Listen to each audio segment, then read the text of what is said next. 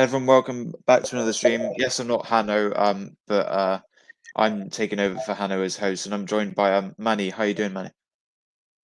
Yeah, good. Can't complain. How are you? Yeah, I'm good. Yeah, so obviously we're doing watch along for the Manchester United game. It did, UK time. It doesn't start until about 15 minutes, so we'll just talk about the lineups and stuff, and just get your comments in the chat, guys. If you are watching, we'll talk about them as well. But I'm gonna talk through the Southampton lineup first. So in goal, they've got Gavin Bazuno.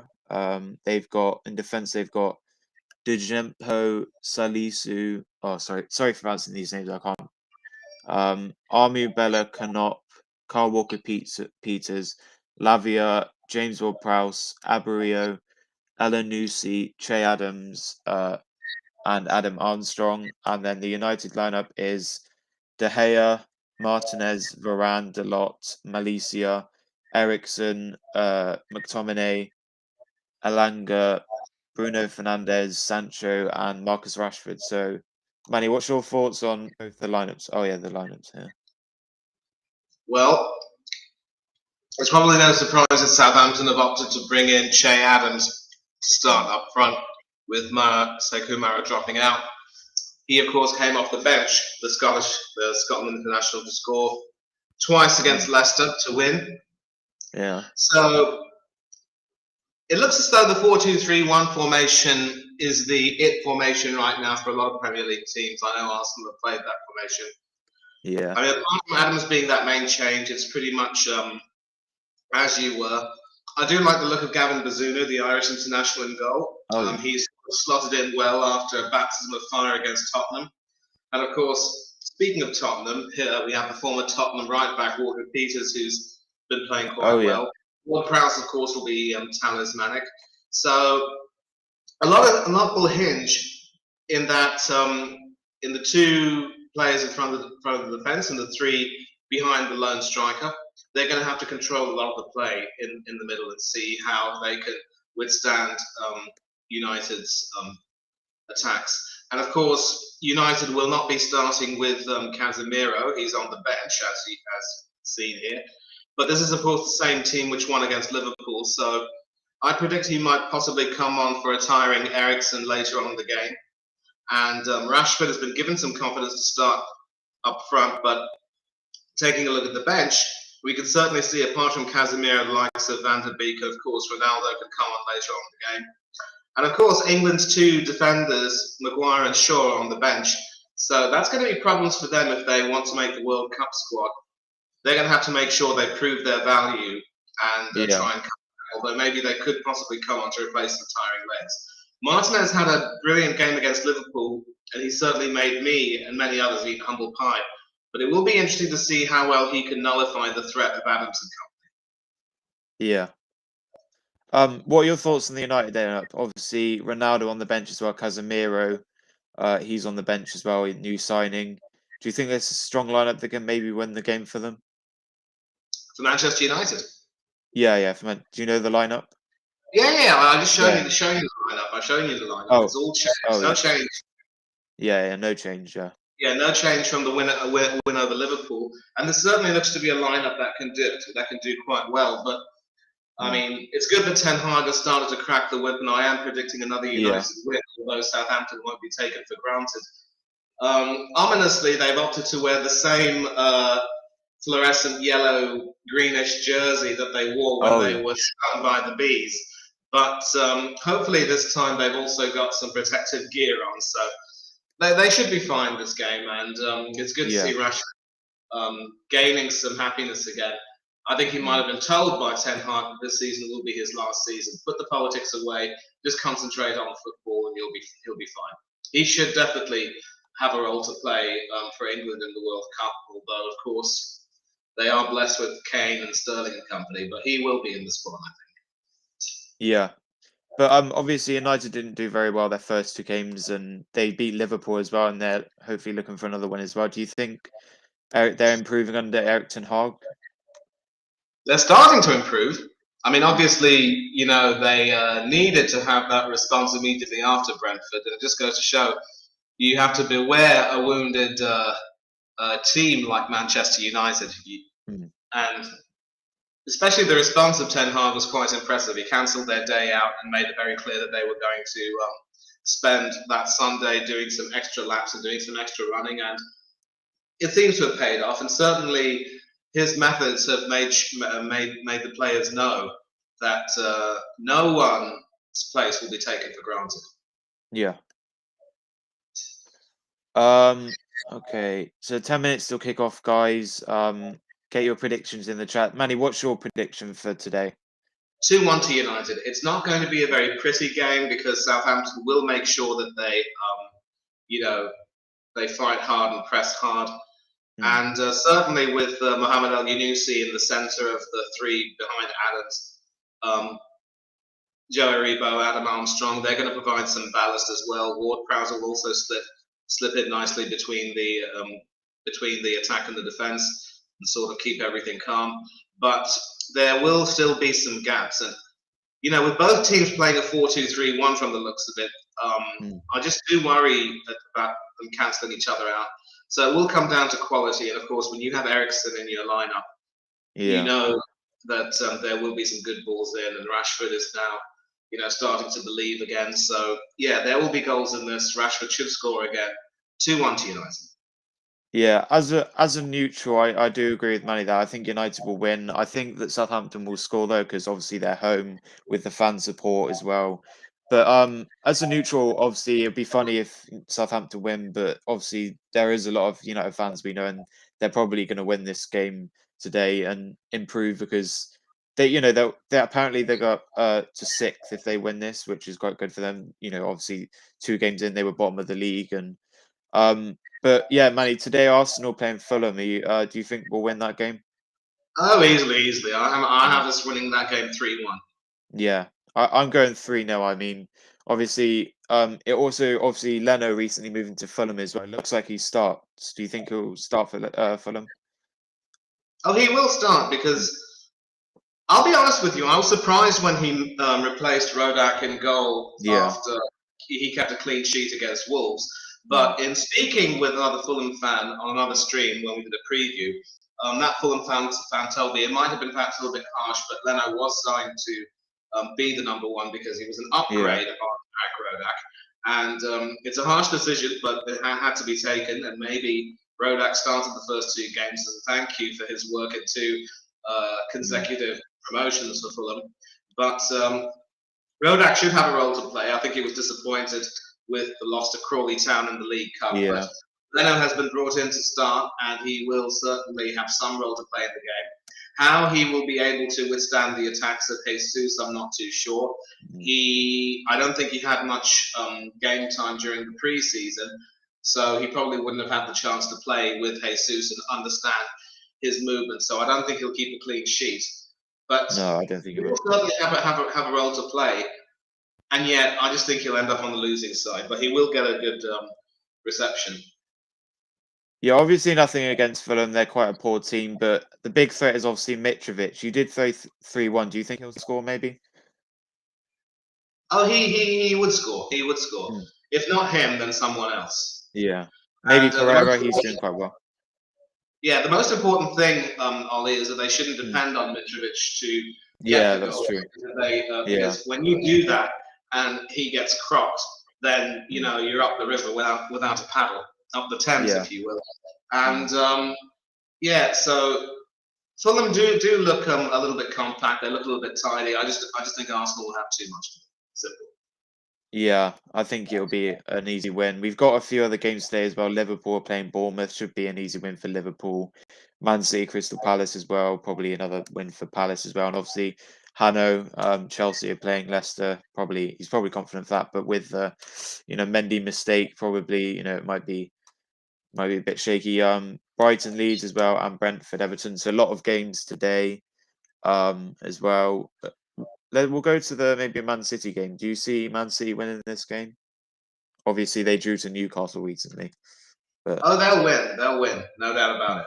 I think Guardiola will have also given his players a kick up the backside and made it very clear that drawing against Liverpool was not really acceptable.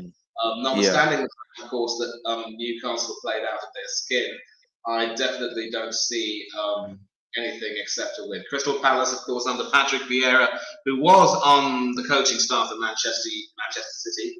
Yeah. He will obviously have his team well drilled, and his players will certainly play as a fine unit. But I just think City will have too much for them. And now we see the teams in the tunnel. Fernandes is Yeah. with De Gea behind him, Dalot and McTominay behind him. And there we have the Southampton team with James Ward-Prowse and Gavin Bazunu behind him, and everyone just coming in. Now, I'm on the tunnel now. Yeah. So I want to make sure that we're in sync because we'll see how far ahead I am of you. And I also don't want to have a situation where, we might not be in sync with our viewers. Oh, yeah, that's true. Well, if you guys are watching the game, Manny might be a bit ahead of me or whatever. So maybe if you could go on and off the stream if you're watching the game. But if you're not watching, obviously we'll keep you updated with the scores. But yeah, the 5 minutes till kickoff now. Players are in the tunnel, just waiting to. They're walking out now, so I think you might be a few seconds. Yeah, behind. I think we'll see in the game when your game starts. We'll see how far behind I am, but shouldn't be too far behind because I think I'm behind. I think it'll be a matter of seconds, so we'll see how it works. And it was interesting to see how instead of walking out together, Fernandes just walked out by himself. Normally, really, did he? Cordialities. Well, he led the team first. Oh yeah. Yeah, the captain usually does lead the team, I think. Yeah, so, I mean, normally you'd want to see a show of togetherness with the teams walking together, but I think Fernandes just maybe has his eye on the job. He wants to get out onto the field as quickly as possible, and, that's the way it looks. Yeah. And there is something... Yeah, go ahead. Oh, yeah, I was just saying, they're just walking on the pitch now, getting ready. What were you going to say, Go on? Now, there is some talk, of course, about how United might actually be a more united team, pun intended, with Ronaldo not starting. Do you subscribe to that view? Subscribe to who? Do you subscribe to the view that United are more united without Ronaldo in the team? Yeah, I do agree with that, yeah. Yeah. Because I know a lot of people who are very... not adamant, but who insist that Ronaldo actually isn't to blame. He's trying to expose the lack of ambition, and he really wants the team to get better. Reminds me in some ways of Roy Keane with the Republic of Ireland. The problem is that sometimes when you do that, you can be seen as being a bit of a pot stirrer because, as a captain, you can have your say, but you surely don't have that much of a right to issue such criticism when the manager is ahead of you, because in football the manager is always king. Yeah. They're just showing the lineups here. I'll go through it again if you guys missed it. De Gea, Dalot, Varane, Martinez, Malaysia, McTominay, Eriksen, Sancho, Bruno Fernandes, captain, Elanga, and Rashford, Ronaldo, Casemiro. A lot of good players on the bench, so very defensive as well. They've got Maguire, Wan-Bissaka, Shaw, Garrincha, Van der Beek, Fred as well. Hopefully Casemiro can get his first start today, maybe. And Southampton as well. Oh, money shared. Yeah, this is why we have shared screen. You see, 4-2-3-1. Dalot and Varane and Martinez and Malaysia in the back four. McTominay, Eriksen in the midfield. Sancho, Fernandes, Elanga just behind Rashford up top, and as you said, Ollie, Ronaldo, Casemiro and company on the bench. Wan-Bissaka could also possibly come on to replace him tired legs in the defence, but we'll see. And of course, let's not forget Southampton. Gavin Bazunu, Kyle Walker-Peters, Armel Bella-Kotchap, and Mohamed Salisu, Musa Gineppo, James Ward-Prowse, Romeo Lavia, Joe Aribo, Mohamed El-Yunusi, Adam Armstrong, and Che Adams up front. So an exact 4-2-3-1. Yeah. And on the bench, Stuart Armstrong, Sekou Mara, Ibrahim Diallo, and Bednarek. These four players could certainly have a role to play if Southampton needs some attacking impetus. And of course, let's not forget Romeo, who was on the books at Chelsea one time. The thing with the Southampton lineup is, though, that I don't think they have a very strong bench. I think Man United have a much better bench than them. They do have a few players that are good, but not good enough to impact the game, I don't think. Probably not, but Right. we'll see. Has the game started for you yet? Yeah, it's going to start right now. Southampton Yeah, have same. occupied the left side of the field, and they will be attacking from left to right. And we just kicked off now. Right. Okay. So you're ahead. Yeah. So Bazunu has launched it up front. When they say kickoff on your side, and you can tell me how far behind you are. Andy Madley is the referee today. He's just looking at his watch. I'll tell you when it's going to kick off. All right. Just waiting for the referee to blow his whistle, then I won't be that far behind.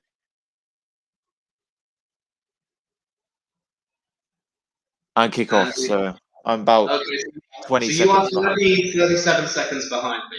Right, and the first player has seen the ball into the Manchester United half, and it was launched from a goal kick by Gavin Bazunu.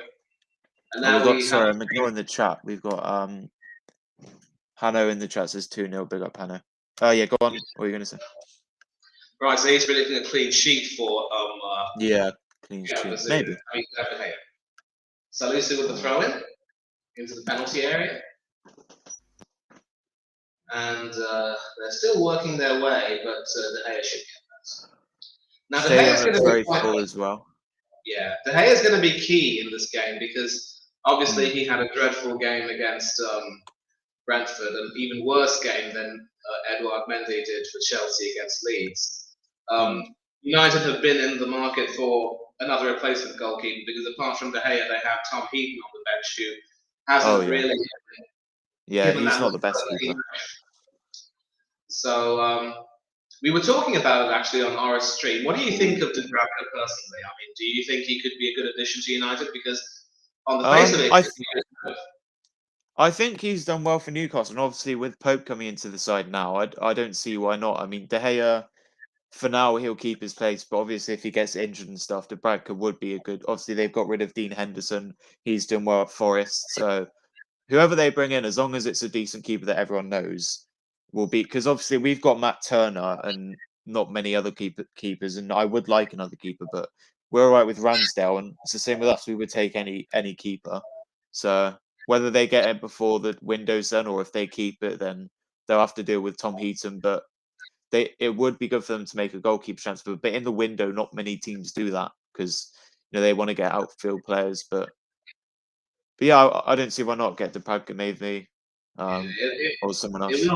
It will depend on whether Eddie Howe might want to lose him because obviously he knows about Dubravka's ability. Of course, Pope has just got above him in the pecking order. But if Pope himself were to get injured, he wouldn't want to lose a good quality international goalkeeper.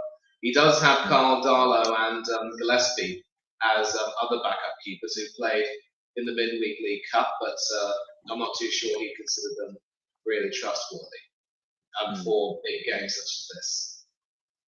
Yeah. Okay, so Southampton doing quite well at the moment. They've got most of the ball. They're on the ball still here, but United taking it off them. United on the attack here. Sancho. Still 0-0, guys. We'll keep you updated, but our game's only just started. On the attack here. On the left. Oh, is he going to shoot?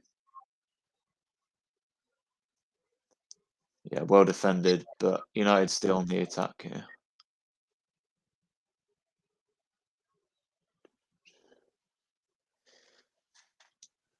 I don't see why Southampton can't give them a game. I think they're doing quite well at the moment. They could score, or they could keep a draw. Ollie keeps. They could. I mean, very risky. I'll let you handle that. I mean, this is the problem when our coverages don't sync because, I do enjoy commentary, but with you behind me, I wouldn't want you to miss out on that action. So as soon as it's possible, you can talk about it. No, you can do commentaries. If it's a goal, maybe just I'll see if it's a goal. But yeah. Martinez on the ball now.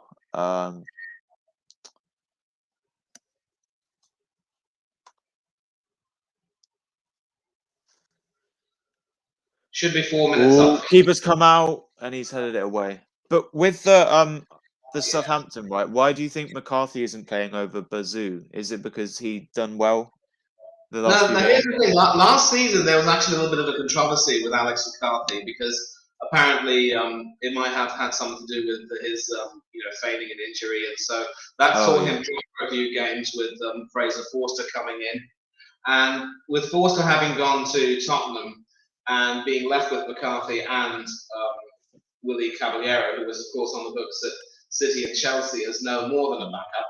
He was, of course, starting goalkeeper for Chelsea when they lost to us in the 2020 FA Cup final. I think Arsenal decided to take a chance on Bazunu, Irish international who was on the books at Manchester City. By giving him a few games and bringing him in, it might give him a chance to usurp Queeman Kelleher as Ireland's number one. So that's probably why. And Bazunu has slotted in and looked decent. Of course, I mean, he was part of that Southampton team that got torn to shreds at the Tottenham Stadium. But since then, he seems to have slotted in fairly well, and he does have some decent attributes. So we'll see how well he does. And certainly when he rushed out of the penalty area, from my view, it looked as though he probably might have gotten onto it, but he was wiser than that. And it was good to see him headed away and be proactive in that regard. But goalkeepers rushing out can be a bit of a risk. What's the time in India?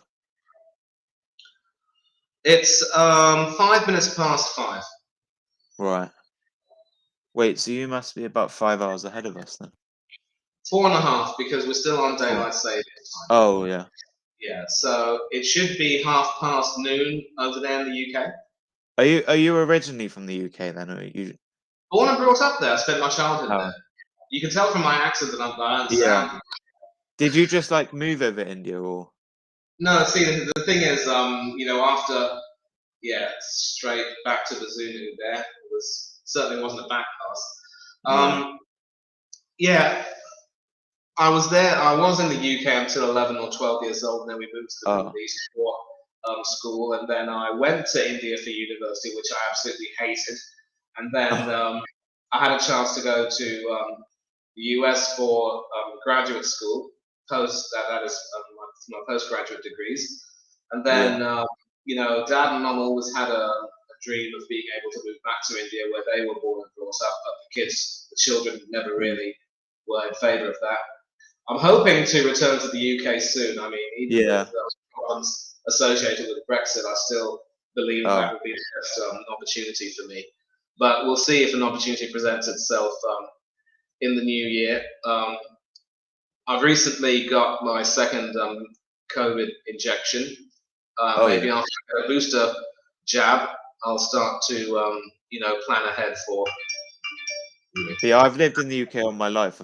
I've travelled before, but yeah, I've lived in the UK for a while. Of course, I mean you probably split your time between Wales and England, yes?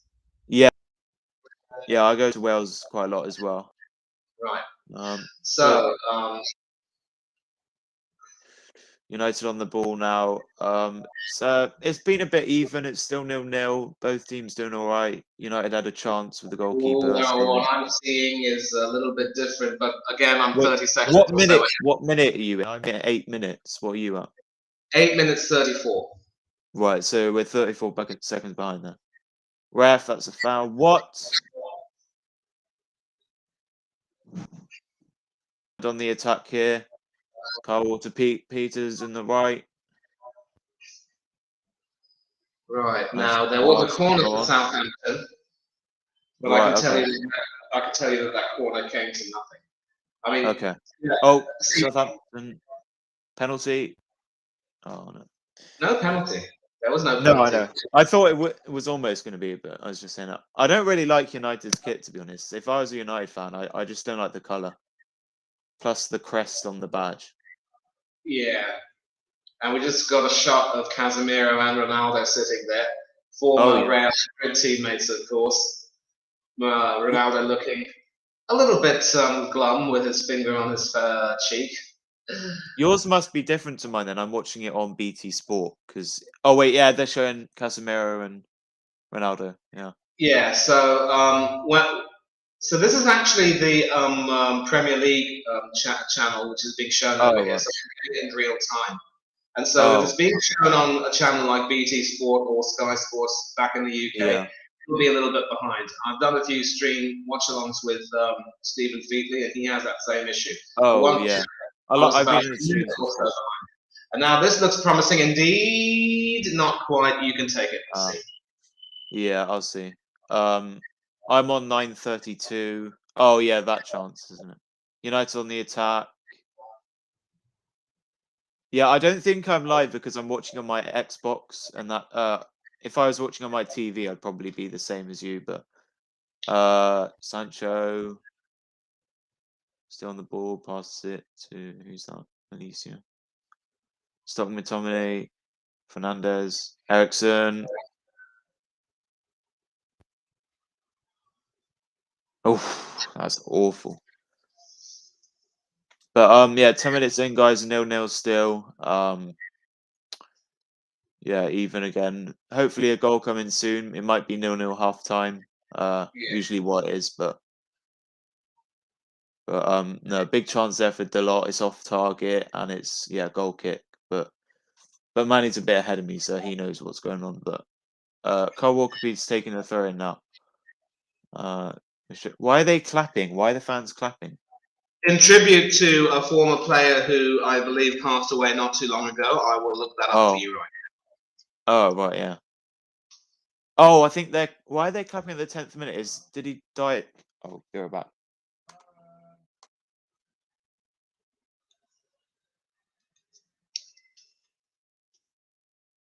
Yeah, it's in tribute to former Southampton midfielder David Armstrong, who passed away at the age of 67. So I believe, right. yeah, so I believe at that minute they stood up and clapped. Yeah, widely regarded as one of the club's greatest ever players, he made 272 appearances for Southampton between 81 and 87, and that was in the days back when they used to play at the Dell before moving to St Mary's. Played a key role in Laurie and Academy's side, finishing second in 83-84 and was the club's player of the season, and also earned 3 caps for England. He also played 431 times for Middlesbrough, so he's probably more revered over there. And then he started at Middlesbrough and then moved to Southampton and ended his career along the south coast at Bournemouth before retiring in 1988. So he has had his tribute paid to him by the crowd standing up and clapping in what was, I believe, the 11th minute of the game, in tribute to the shirt number he wore. Oh, 11th minute, right. That's why. I was wondering, like, it's 10 minutes in, why are they clapping? Yeah. Right, Southampton on the attack here again. Walker-Peters.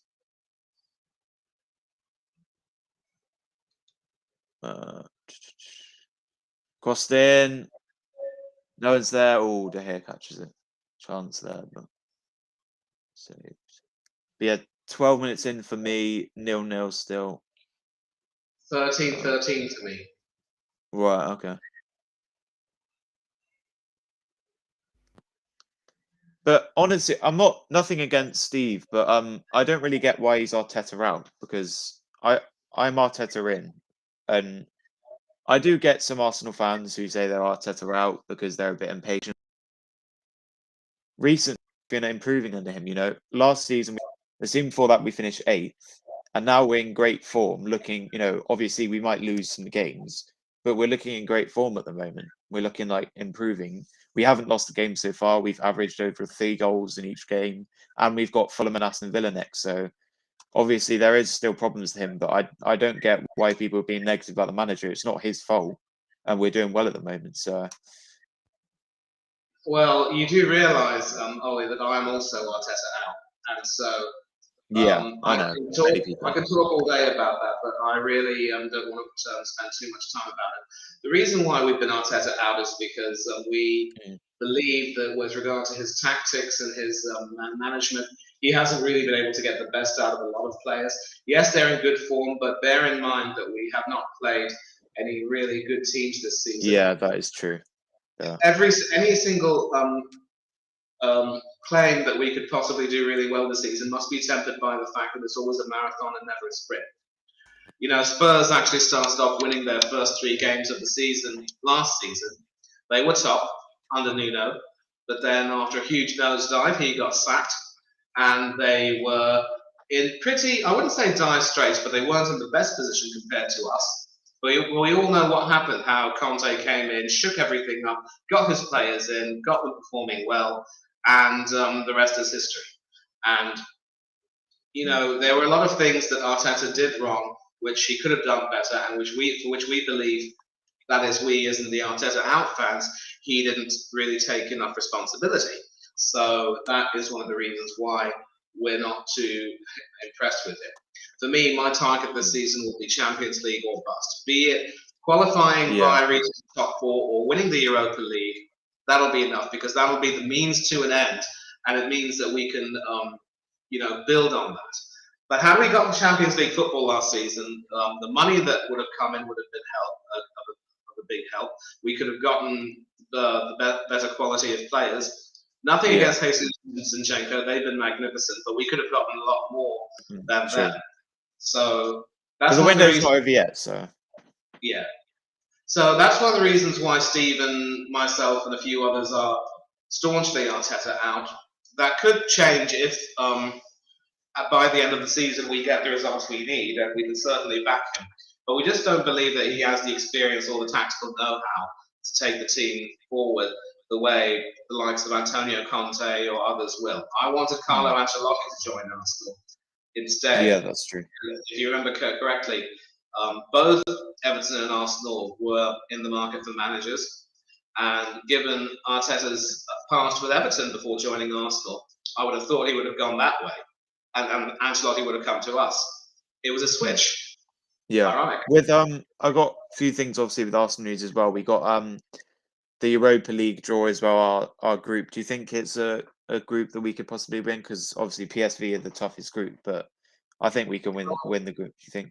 We'll qualify for the group, but whether or not we will win is in the balance. We're going to have to make sure that we don't underestimate any of our opponents. I think Bodo Glimt can definitely not be underestimated, because they are, of course, Norwegian champions. And when they came up against Celtic in what was, I don't recall whether that was the Europa League or the Conference League. It might have been the Europa. Actually, that was the Conference League, I remember. Yeah, they knocked Celtic out and deprived them their chance of silverware.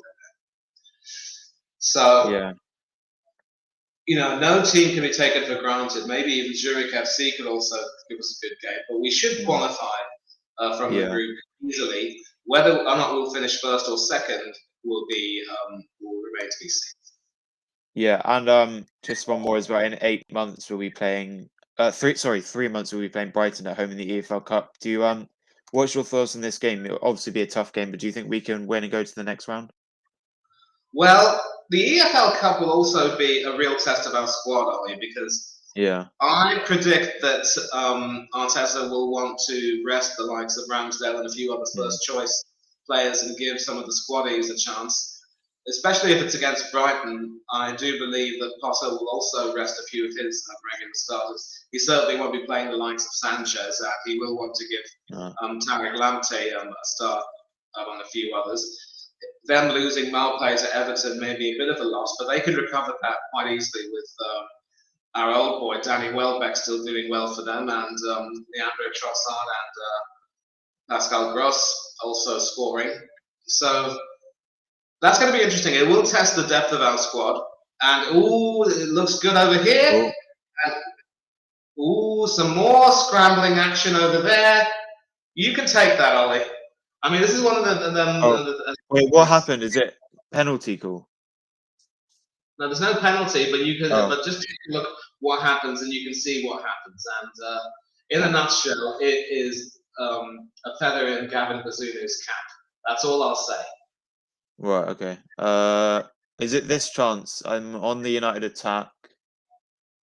United here. What happened? Shoots. Oh, yeah, I've seen it. Oh my God, how did they not score? No way. United are so bad. Oh my gosh. No, I'm only joking. I was just saying, how did they not score that? But yeah, I mean, a combination of some brave goalkeeping and some desperate defending. But we'll see what happens here. Saved. Oh, that Bruno one. But amazing defense there from Southampton. You've got to give them credit for that. Wow. Of course, of course, of course. Ericsson shoots, blocked. Wow. I think Southampton, they're the underdogs in this game, but then they're not playing like they're the underdogs. They're playing very well. Just tell me when it's 20 minutes for you, yeah? Yeah, I'm on the corner now. I'll tell you, 20 seconds till 20 minutes. Corner taken, Ericsson. Comes to nothing, and the keeper keeps. Still 30 I'm on 20 now. Okay, so you're still 34 seconds behind me. Okay. Yeah. It's sad, really, because you'd want the commentary to be in 6 so that there can be that back and forth, Just an update on the stream, guys. We've got 6 viewers watching. If you're watching, let us know in the chat who you are and go like the video as well. And subscribe to Hanu's channel if you are new. But yeah, we're doing a watch long for the United Southampton game. It's currently still 0-0. And we'll keep you up to date. And with halftime, we'll talk about the halftime as well. And if you guys want to join, we could put the link in the chat, or I'll get Hanu to DM you, whatever. But for me, it's just for now, it's just me and Manny and Southampton on the attack here now. But yeah, Southampton looking, United. A lot of people saying they're going to win this game, but Southampton looking very good. Big chance if you've only just joined. Good defense from Southampton, blocked off the line as well, and they're on the attack here now. Kyle Walker-Peters. Don't know, well defended there. I get the ball back. Yeah, I'm on 21 minutes now. Ooh. I also think Malaysia for United as well. It's very good. I think he's better than Luke Shaw, so it's good he's getting a start for them. Right. But no yellow cards or anything to talk about at the moment. Let me just have a look at the possession stats. So Man United with 52% of the ball and Southampton with 48%. It's a very even game. United have had 6 shots, 4 on target, 1 off target. So United are the better attacking team, but Southampton have been very good defensively. Southampton have 99 passes, United have 108 Just see if there's an attack going on right now. Just take a look at your screen and see if there's an attack. Oh, yeah. Is it a Southampton attack? Southampton, yeah. Yeah. So if you have missed that, you could see that there was actually a Southampton attack. I believe there was a ball that was sort of floated in, and Martinez missed that header. And that's one of the reasons why Martinez will always be a bit of a worry at the back, because people were raving about his performance against Liverpool when he won a lot of his aerial duels. But when you are 5'9", you have to depend on getting your timing and your positioning spot on every time. And there is no guarantee that that will really happen unless you're completely switched on. And we also saw against Brentford that he was, out-muscled by a lot of the attackers, and even the former Burnley defender Ben Mee got in on the act, scoring a goal at that corner. So, to be honest, I was a little bit surprised that Martinez would retain his place. I actually believe that, if Maguire can get some semblance of form back, maybe he should replace Martinez and slot in along with Rafael Varane. But we'll see how it works. I don't know if Martinez will be able to score from a corner, for example, which is about to come up, and we'll see how this pans out. Wait, what minute are you on now? I'm on 23:30. 24:04, so still 34 seconds. Okay, I'm on the United attack. Probably you've seen that already. Yeah, corner. You can describe the corner. Describe the corner and tell me how that works. All right, Ericsson to take the corner, guys. Coming up to 24 minutes, so about 20 minutes till half time. And then we haven't got anyone in the comments, so guys, if you're watching, come letting yourself know and get your predictions in. At half time, we'll probably just talk about the game, and then we'll do the second half as well. But if you guys have just joined and wondering where Hannah is, he's a bit busy studying, so he isn't in the stream today. So me and Manny are hosting today, so we'll just keep you up to date with the scores and Will halftime. he be joining us for the Chelsea Leicester game? No, I won't be. I'm at work, but I'm not sure if he is. You could ask him, but Okay, so unless someone else could join, I mean, I'll try ask Hannah. Let me finish it. no, but like, I mean, I wouldn't mind taking charge of that stream either if Yeah. I see that, but I'll have to find out if that's being shown on this channel. Oh yeah, I'm not sure if he hasn't confirmed it yet, but he might be doing one. But for all I know, he's only doing this one at the moment. Has he got doing the Chelsea one? No, he isn't doing he hasn't scheduled it yet, but let me just message him.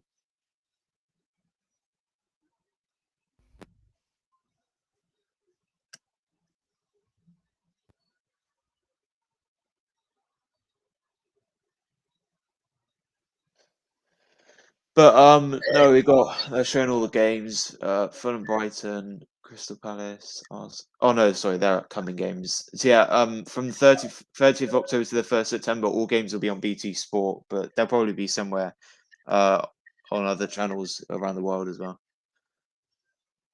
Hannah's typing. Sadly, if he wants to do the Chelsea Leicester one, I won't be able to do it because that's not being shown where I am.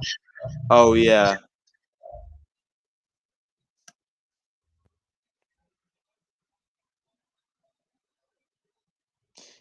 I don't think we're able to do that stream because I can't do it and you can't do it. And then Hannah, I'm not sure. I'm just going to ask if he can do it, but I don't think he can do it as well. But with the game, obviously, people can try and find streams for the games or whatever, or just look at score updates. Obviously, we can't watch the 3 o'clock games. We can only watch the televised ones. But for the moment, I don't think there is a watch along. So there might be one for the Arsenal game. I'm not sure. Which I can't join as well, unfortunately. But if anyone watches my channel as well, there'll be no stream on Monday because I'll be in Wales. So hopefully there'll be one next week. Which shame, I do enjoy doing my streams, but it's good to be on this one. So yeah, just wanted to pick up Hannah, who isn't here, but he missed last week, and I'll rest as well from Rest Talks Football, and DJ Crazy as well. He hasn't been on the streams for a while, so. Yes, and Joel as well. Yeah, big up. But yeah, it's a shame I can't do it on Monday, guys. I'll try and either do it next Monday or I might schedule maybe another day. But I'm gonna not taking a break, but I just probably won't be uploading to my channel for a while. Only when I can do it. I might do a video soon, but also guys, follow my subscribe to my second channel as well. I'm gonna get a video on there soon as well. I might do it before I get 10 subscribers. For the moment, I'll get when I get 10. But onto the game, guys. It's coming up to 30 minutes. It's 0-0 still. I've got the score here as well, so I'll change that if it does go to 1-0. But I'm currently behind of money at the moment, so we'll just see. Southampton on the attack here, coming up to 28 minutes. Ward-Prowse cleared away. But I've got to say, in this game, both defenses have been very solid when they're on the attack. You know, they've cleared the ball away. They've dealt with it well. Yeah, neither goalkeeper. I mean, with the exception of, obviously Bazunu had that big save to make when he had to sort of spread himself and make himself big. I think it was from Rashford who had that shot, or was it Sancho? It must have been Sancho. And yeah, it's certainly been a tale of two defences, both of them being able to withstand some pressure. But now Southampton are breaking. We'll see what happens here. Yeah, Sancho on the ball. I'm just commentating on a different thing, guys, but Manny's a bit ahead of me, so oh yeah, Sancho on the ball now. He's passed it to Bruno to Malaysia. Malaysia to Martinez to McTominay.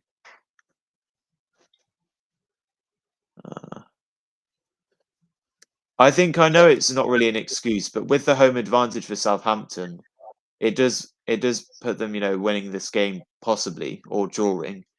Because, Man United, they've gone to stadium with the away support, and you can't even see the away supporters. So it gives them a bit of a boost, but yeah, cleared away. Coming up to 30 minutes, someone 29-30 now. Yeah, guys, just an update with the 3-goal kickoffs. There might be other people doing the stream. Hannah won't be doing the stream because I'm at work and Manny can't watch the game, and I'm not sure if Hannah's busy as well. So right, so you might want to take this upcoming corner and describe it. All yours now. Come on. Yeah. Okay. Oh yeah, I'm watching the corner. Yeah. Here we go. Southampton corner, guys. Still 0-0 at the moment, but we'll wait and see. Ward-Prowse takes the corner. Oh, chance. Oh, what? Just over the bar. Southampton fans putting their hands over their head. 30 minutes in now. Showing. And now you can see that Adams and company are coming into the game quite well. Certainly. Who's that guy in the green boots that just had that shot? The number 37. Who's he? Green boots? Yeah, the guy who just had the shot. What's his name? I'll look that. The Amplubella Conop. I don't know how to say it, but that was a good play from him. They almost scored. But they got some match stats here. 6 attempts for United, 4 for Southampton. That was Southampton's first shot on target, 1. And for Southampton on the attack here.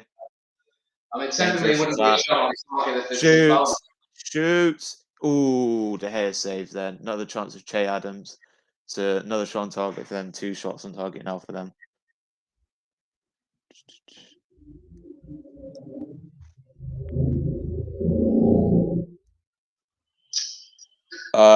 No, very even game. The Southampton keeper's got 2 saves. That's how many De Gea's got. And De Gea's just 1 save as well. So I think by far in this game, the whole defense and goalkeepers have been the best players in the game. I mean, there has been chances from the, attackers, but no goals yet as of yet. And Walker-Peters now, no, Man United get possession back. Here's Sancho on the ball. 14 minutes to half time, guys. Sancho on the ball now. You obviously, there is a lot of 0-0 games in Premier League, but you usually think they're boring. But this is not boring. There's a lot of stuff going on. Probably, if there was a goal, then the game wouldn't be boring. But not much to talk about at the moment. But yeah, I think by far Kyle Walker-Peters has been one of Southampton's better players as well. Not really a dominant, good player in the United team. Maybe De Gea, he's kept them out. Defense has been alright as well, but obviously with a 5 sub rule as well, they've got enough subs to do any time if there's injuries or anything. So no subs as of yet, no yellow cards, red cards or anything. So still no. What minute are you in? 32:40. I'm on 32:40. 33:20. 33:20. Okay, so still about 40. There's still 34 seconds. Yeah, there's still 34 seconds. 34. Yeah. And okay. You can see now that Southampton are coming into the game. They're asking a lot of questions of the defence. And as you can see, and a few others.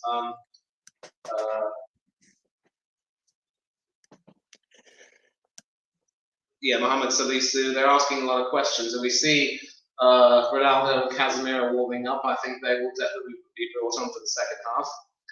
Nice to see them warming up just before the end of the first half. At least they'll keep fresh a little bit longer.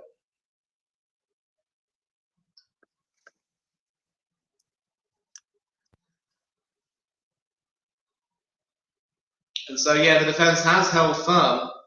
I don't know if Martinez has necessarily had a really outstanding game, but he has looked tidy.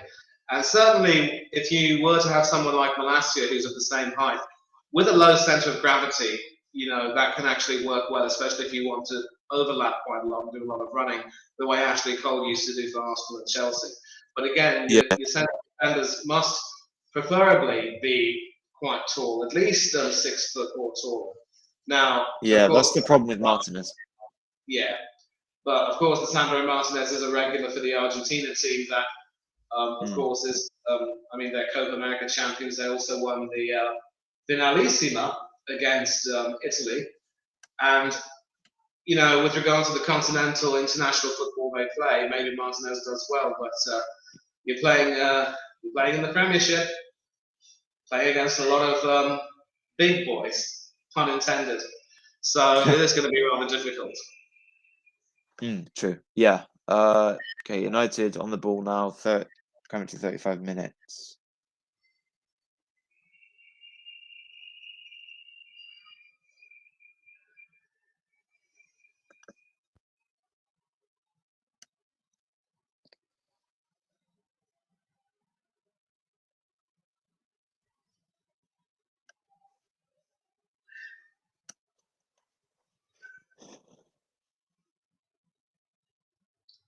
So Ward-Prowse looks to be his influential self. He's also certainly had a role to play. And when you play that 4-2-3-1, those two who slot in front of the defence and between those three attacking midfielders will certainly have a role to play in keeping things rather tight. But of course, that sort of formation also leaves quite a few gaps there that can be exploited. So it's up to teams to exploit those gaps, as I've said earlier. I think Ward-Prowse is having a great game as well, isn't he? He's been on the ball quite a lot. Yep. De Gea, another catch for him.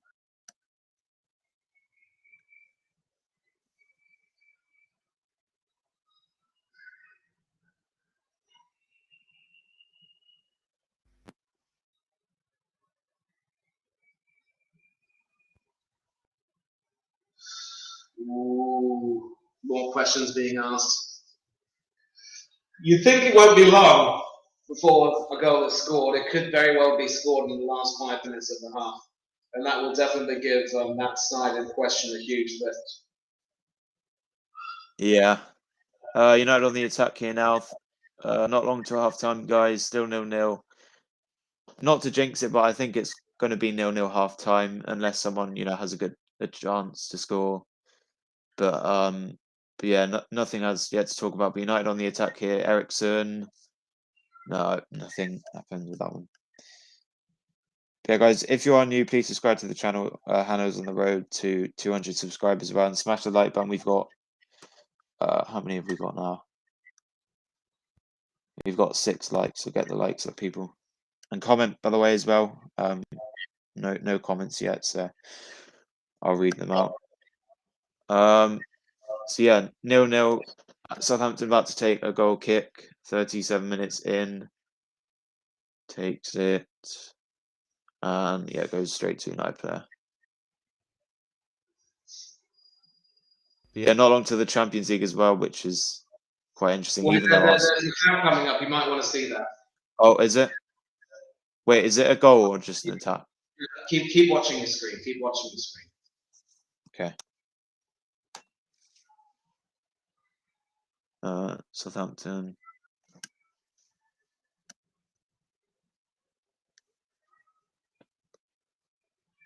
Oh, chance. Ooh, De Gea there, yeah.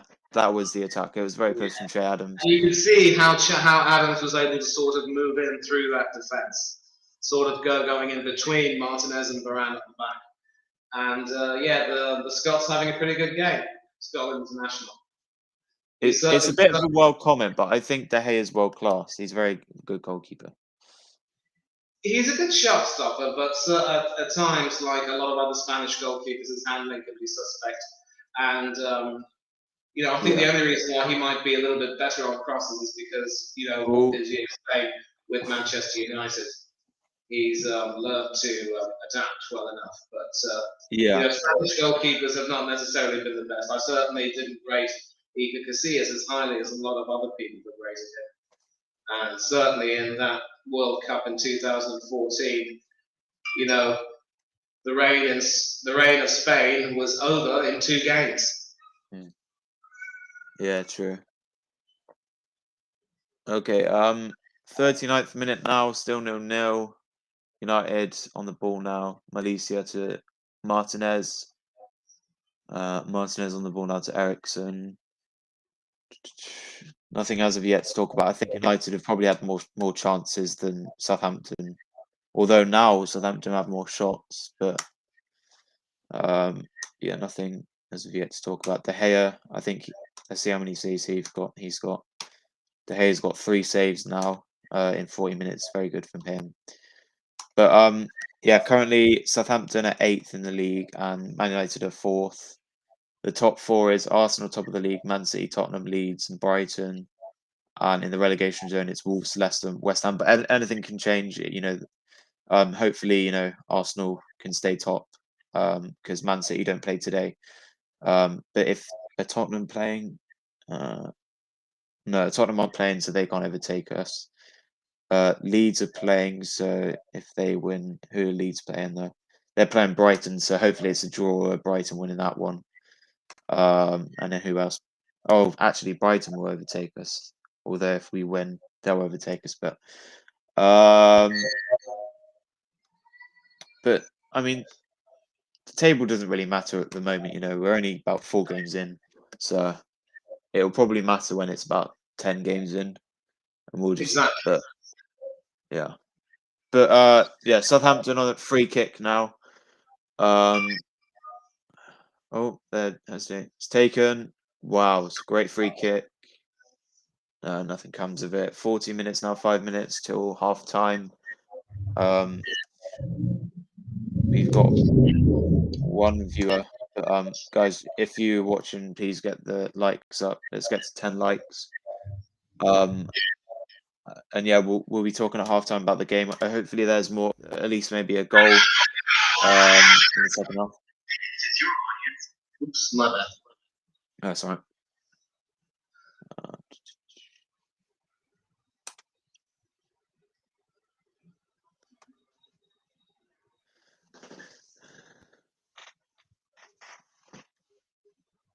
Yeah, 4 minutes till halftime now. It's probably going to be 0-0. We'll find out how many minutes added on in about 4 How minutes. surprised are you to see Steve McLaren back as part of the United coaching staff? Oh, I didn't know that. What does he do?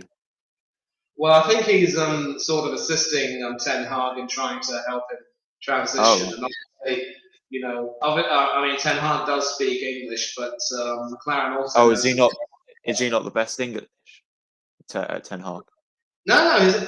Every Dutchman speaks English very well, but McLaren also obviously has a lot of experience having managed both the Dutch and league, and also having managed in the Premier League. I think it was at Middlesbrough, if I'm not wrong. He, in fact, took Middlesbrough to, I think, the 2004 UEFA Cup final. That was before it was reached Europa League. So. But it's similar to the old Leeds manager when he had a translator because he couldn't speak English. Is that Malicio? What's his name? Marcelo Bielsa. Yeah, Marcelo Bielsa. Yeah, but no. There's no problem with the. I've been to Netherlands and they have good English. Maybe it's just he speaks Dutch to him because I did see them talking now. But Ten Hag, I think he was a bit harsh the first 2 games. People bantering them, and then somehow they beat Liverpool. But I think if they get their form back now and they win some games or draw games that they should have lost or won, whatever, then they can question Right. have a positive attitude with Ten Hag. But 2 minutes till half time now. We might be 1 minute added on because there was no injuries. That's what I'm guessing, but could be more coming up to half time. There could be some action here. A rather clumsy challenge leading to a free kick. You can take it from there. Yeah. And, so I mean, every Dutchman speaks fluent English. That's not going to be a problem. Yeah, that is true. I was just wondering because you said that he was Dutch. I thought. Yeah, but as I said, with free kick here, United set up under Ferguson, and also having managed in the Premier League and the Eredivisie in Holland, he's a good man to have in the setup, and it's really a no-brainer. Yeah. So you can see this free kick. See what's happening with it. I've noticed another thing as well. Scandinavian people, they're quite good at English. Well, like Sweden and Finland. Of course, Scandinavians do speak English. Yeah. Because I've been to Iceland and they have very good English there as well. And Right, by free Iceland, kick. I assume you're not talking about the. No, not the show. I get that all the time. I mean the country. I've been to the country, not the Yes. supermarket. But Ronaldo, they're showing Ronaldo on the bench here. Honestly, Ronaldo's had such a harsh, recently with the fans. Like him leaving and being on the bench now. I know he's getting older and he's not, back where he used to be, but I think he starts over Rashford. I know Rashford's good. He's not really a striker though, and I think that's just my opinion. I think Ronaldo's, one of the best players in the world still, but he's coming off a little. He might retire soon, maybe.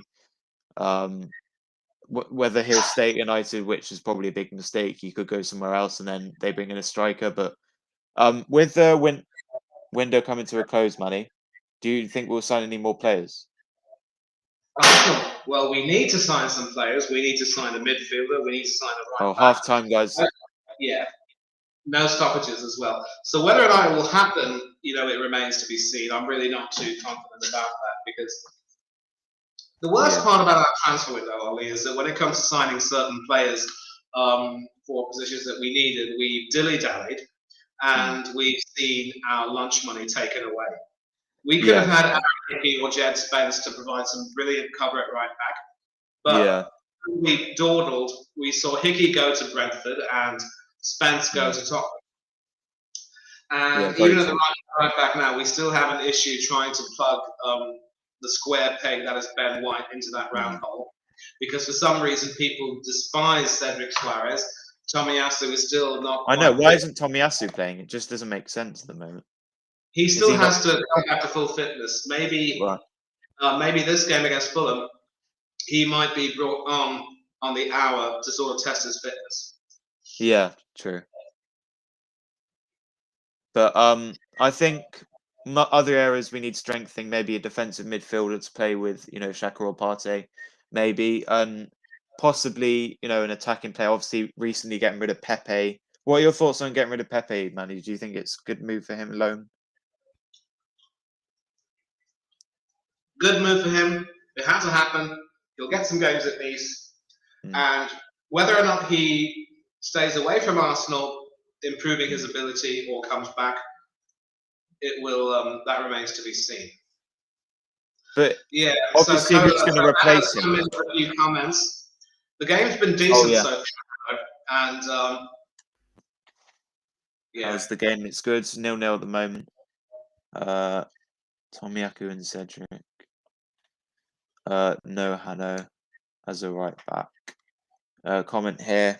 Casemiro surely will come on now. Yeah, I think he'll come on, make an impact. Hano said, yes, Moss studying for maths tests. Okay. But yeah, that you got it, little bro, math easy. Yeah, but Manny, do you think Casemiro will come on now on the bench to make an impact, or? If not now, then definitely in the first 10 minutes of the second half. And I might possibly see him replacing Eriksen if he looks a little bit tired, because don't forget, Eriksen had that episode at the Euros when his heart very nearly gave out. He has a defibrillator installed inside him. So his minutes, in my opinion, will have to be managed. So buying Casemiro was a masterstroke in many ways, because United are going to get a proven winner, and he can easily slot into that midfield and provide some power. Certainly, a midfield duo of Eriksen and Casemiro would provide a lot of strength, but that might be saved for some really big games. Say, if United manage to qualify for the Europa League final again, like they did in 2021, we'll see how that goes. Yeah, true. So let's get. What's your thoughts on the first half? Obviously, it's 0-0, very even game. Who do you think's been the better side, and what are your thoughts on the game? Very hard to say. I wouldn't necessarily say Southampton have been a better side, because they've come back later on and certainly looked as though they could be threatening. Yeah. But with the way they've sort of dominated play and controlled the play, United have certainly looked probably the better of the two teams.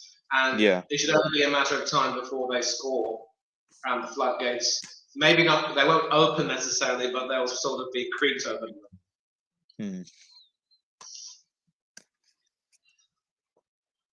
Don't mind over 30 years ago, but maths is surely 30 years ago. You over 30? Wow. Yeah, it's interesting. You know, Hanno talks about math. I actually tutor math for oh, really? a 12-year-old kid. Is that your job? Back in Florida. Is that your job, or do you have another job? Not my job. It's just something I do to earn some cash on the side. Oh, right. Yeah, I'm currently working at a bar, and today's my last shift for the summer. But I go back on the weekends. But yeah, I've been doing that for a bit on Thursday, Friday, Saturday. So, but another chat here. What did they say? Over 40. Oh, okay. So who are the analysts on BT Sport? I've got Michael Owner, Steve McManaman here on this Premier League channel. I've got adverts on BT at the moment. It might go back, but I've got adverts.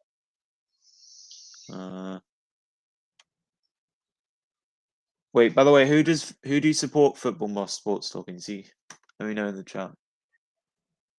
But yeah, it's still adverts for me. Probably when was halftime? About 5 minutes ago. So it'll probably be back maybe 1:30.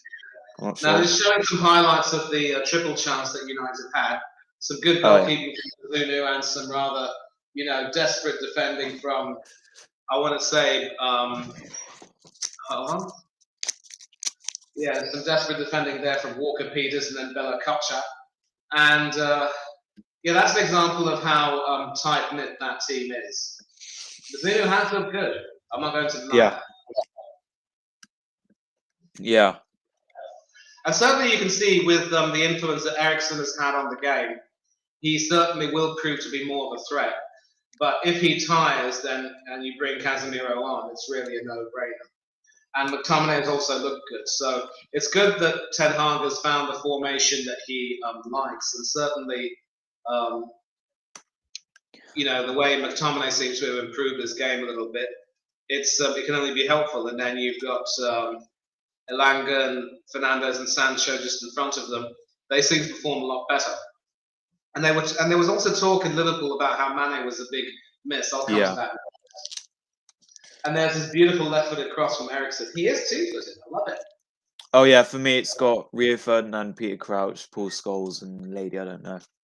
But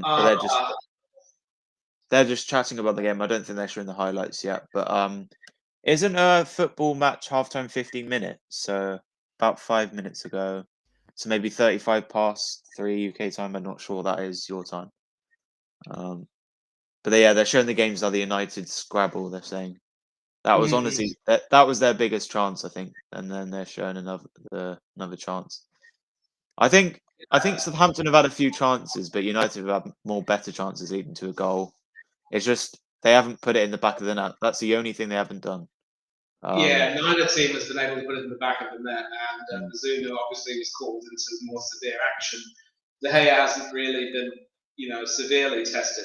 But anyway, a lot of people were talking about how the most important thing with a 4-2-3-1 is having that 3 play sort of as a unit.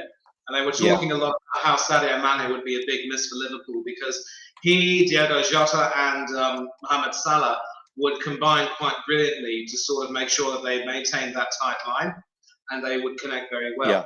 So with Diaz coming in as a replacement, I would say, for Mane, his job will now be to continue to make sure that understanding will continue. But Mane is a bit of a loss in terms of his physicality and his speed and the way he was able to run. Diaz does look good, but he will take some time to settle. But once he does, I think Liverpool will be back to their best. Yeah. But yeah, they're showing the Southampton attack now. They're showing. Yeah, they're just analysing the game a bit here, but yeah, we'll update you Manchester United guys, and I don't know if Peter Crouch played for Southampton. Let me take. Wait, are you on the Peter Crouch one as well? No, I've got Michael Owen and Steve McManaman because obviously they're going to be on for the Liverpool Bournemouth game. Yeah. Oh right, yeah. Because we got some 3 o'clock kickoffs as well. Brentford Everton as well. That'll be quite an interesting game. Yeah, Chelsea. Crouch did in fact play for Southampton after his Yeah, stint he at did. Villa, and then Yeah, he he moved did. to Liverpool. He then moved to the back to the He South played Coast. for Stoke City as well, didn't he? Yeah. Southampton, Liverpool, Portsmouth, Tottenham, Stoke City, and 6 games for Burnley to round it off. Yeah, he did have quite a good career, to be honest. But have you seen that clip of him when he went to, I think it was Craven Cottage, and he was too tall for the interview? I don't know if you've seen that. It's really fun. It's I really don't think funny. I've seen that. I will No. have to take a look at that. But Yeah, that it's is on YouTube. Basically, he was at Craven Cottage in an interview, and he was like, because he's like nearly 7 foot, he was like ducking down. But no, yeah, second half will be signed soon. Arsenal don't play till 5:30, so I'll probably find out the score later on, maybe. But hopefully, it's a win for Arsenal, and we stay top of the league. I'm obviously not getting too complacent about being top of the league. We will eventually fall down, as most Arsenal fans will say. But let's just look at our fixture. So we've got Fulham today, 5:30. We've then next Wednesday got to play Aston Villa, so not long until our next game. So about 4 more days to recover. Then we've got United, which will be our biggest challenge. We could win that. Could be a tough game, but more likely in United's favour. Then we've got to play Zurich next month in the Europa League. Everton at home, PSV at home, Brentford. So we've got obviously Europa League. We might not win. We might get past the group stages or whatever. But I'm not incredibly confident. I probably prefer to get top 4.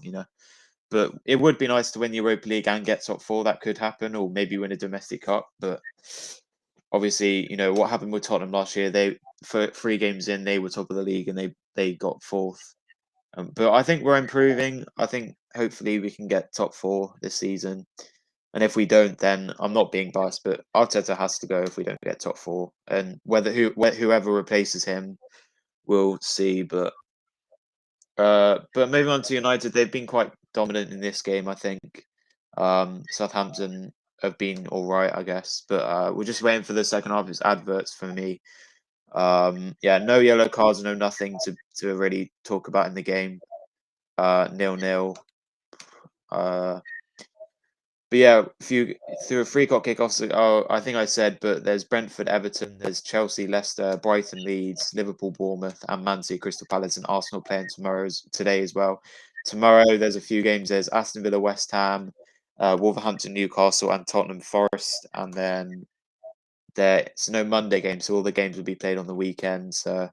Be interesting to see what the table will look like after the game week, whether Arsenal stay top or fall down to 4th or whatever. But they're currently the only team 100% record at the moment, so hopefully it stays that way. But yeah, record's always meant to be broken, and it'll be interesting to see if they can continue that. Now, there may be some point in that if Arsenal are able to maintain this 100% record for a run of, say, 6 or 7 games, and it could look ominous, and obviously the momentum and the confidence gain could stand them in good stead against some of the bigger teams. But again, it just goes to show it's still a marathon, and that we all know very well that you do not want to be all the way in front during a marathon, because if you set an early pace, you tire very quickly. True. Yeah, very true. Let's not forget, our bench strength is also not really of the best either. So he does well in the EFL Cup. That's the only thing about Nketiah. Obviously, we do only have Jesus, and we do need another replacement. But I think that Nketiah, he gets a lot of hate because he doesn't do well in the Premier League. So we're kind of relying on Jesus. So, and also, Martinelli could be striker. He's been doing quite well for us recently. So but at the moment, Jesus, he's been a good signing, and Zinchenko. If we were hopefully to sign another player, because obviously Maitland-Niles has been linked to the move away. Hopefully we keep Marquinhos because of Pepe, but obviously Pepe was our record signing, and it's not like he's gotten. Obviously he's gone for the season, but it's kind of is a big loss because he's scored a few goals for us, but yeah, hopefully he comes back stronger maybe. But yeah, I do think we need at least 1 more or 2 players to strengthen. Because October we've got a very tough month. We've got to play Man City, Chelsea, and we've got Europa League games and stuff. So we need to be ready for those sort of months. Obviously, so far we've got a 100% record, and we need to keep that up because it could end soon with Man City. A lot of people are still thinking they'll win the league. With Liverpool, obviously they're not doing well at the moment, but they've got a chance to bounce back with playing Bournemouth today. And don't write off Bournemouth, because Bournemouth, they lost to Man City obviously, but they did beat Aston Villa in their first game. So I know that was at home, but I really don't get, the 3 o'clock kickoffs. I don't get why they're not allowed to show them on telly. It's a bit annoying. Like, because how do the pundits watch it? Do they watch it on a TV live stream or something?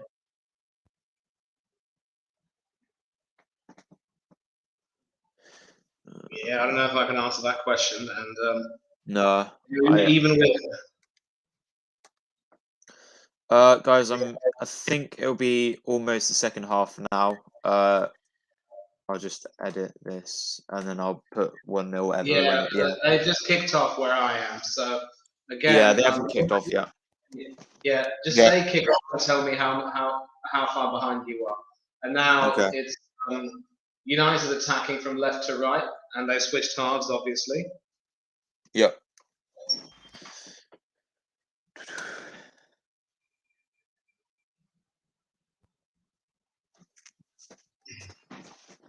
And so far, Andy Magby hasn't had much to do. No. Yeah, kick off. It started.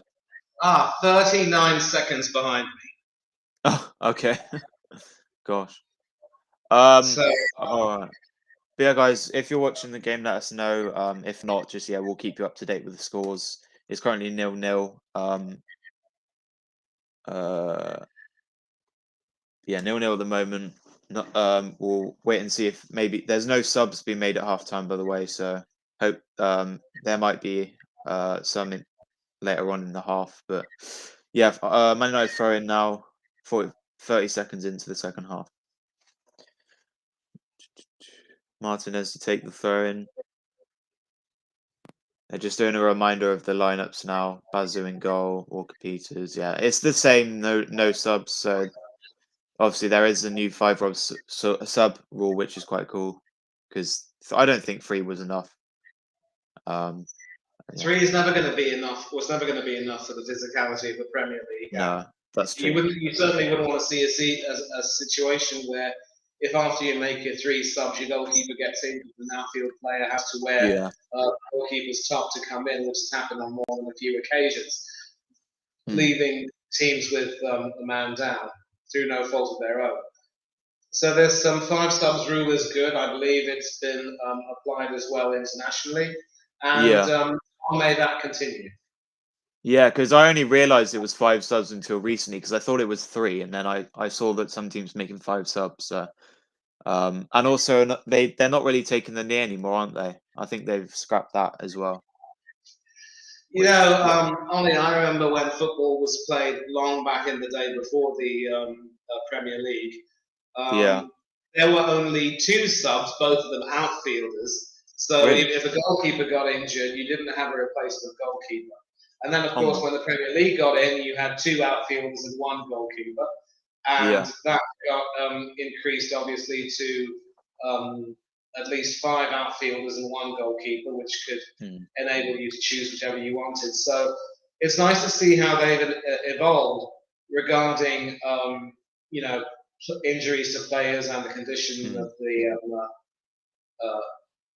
conditions of players and so forth, and how the teams could be affected. They evolved in that respect. Yeah. But wait, when did they change the rule to 3 subs? Because it was 3 subs for a while, wasn't it? No. I mean, I'm talking about football in the very early 90s. Oh, okay. Yeah. So you wouldn't have been born then. No. I was born in 2004, so I wouldn't know. Right. So you can see all of the so far all of the ball has been in the Southampton area. They're definitely looking to attack a lot more. And here's United on the attack here. Big chance the second half. 48 minutes in. No.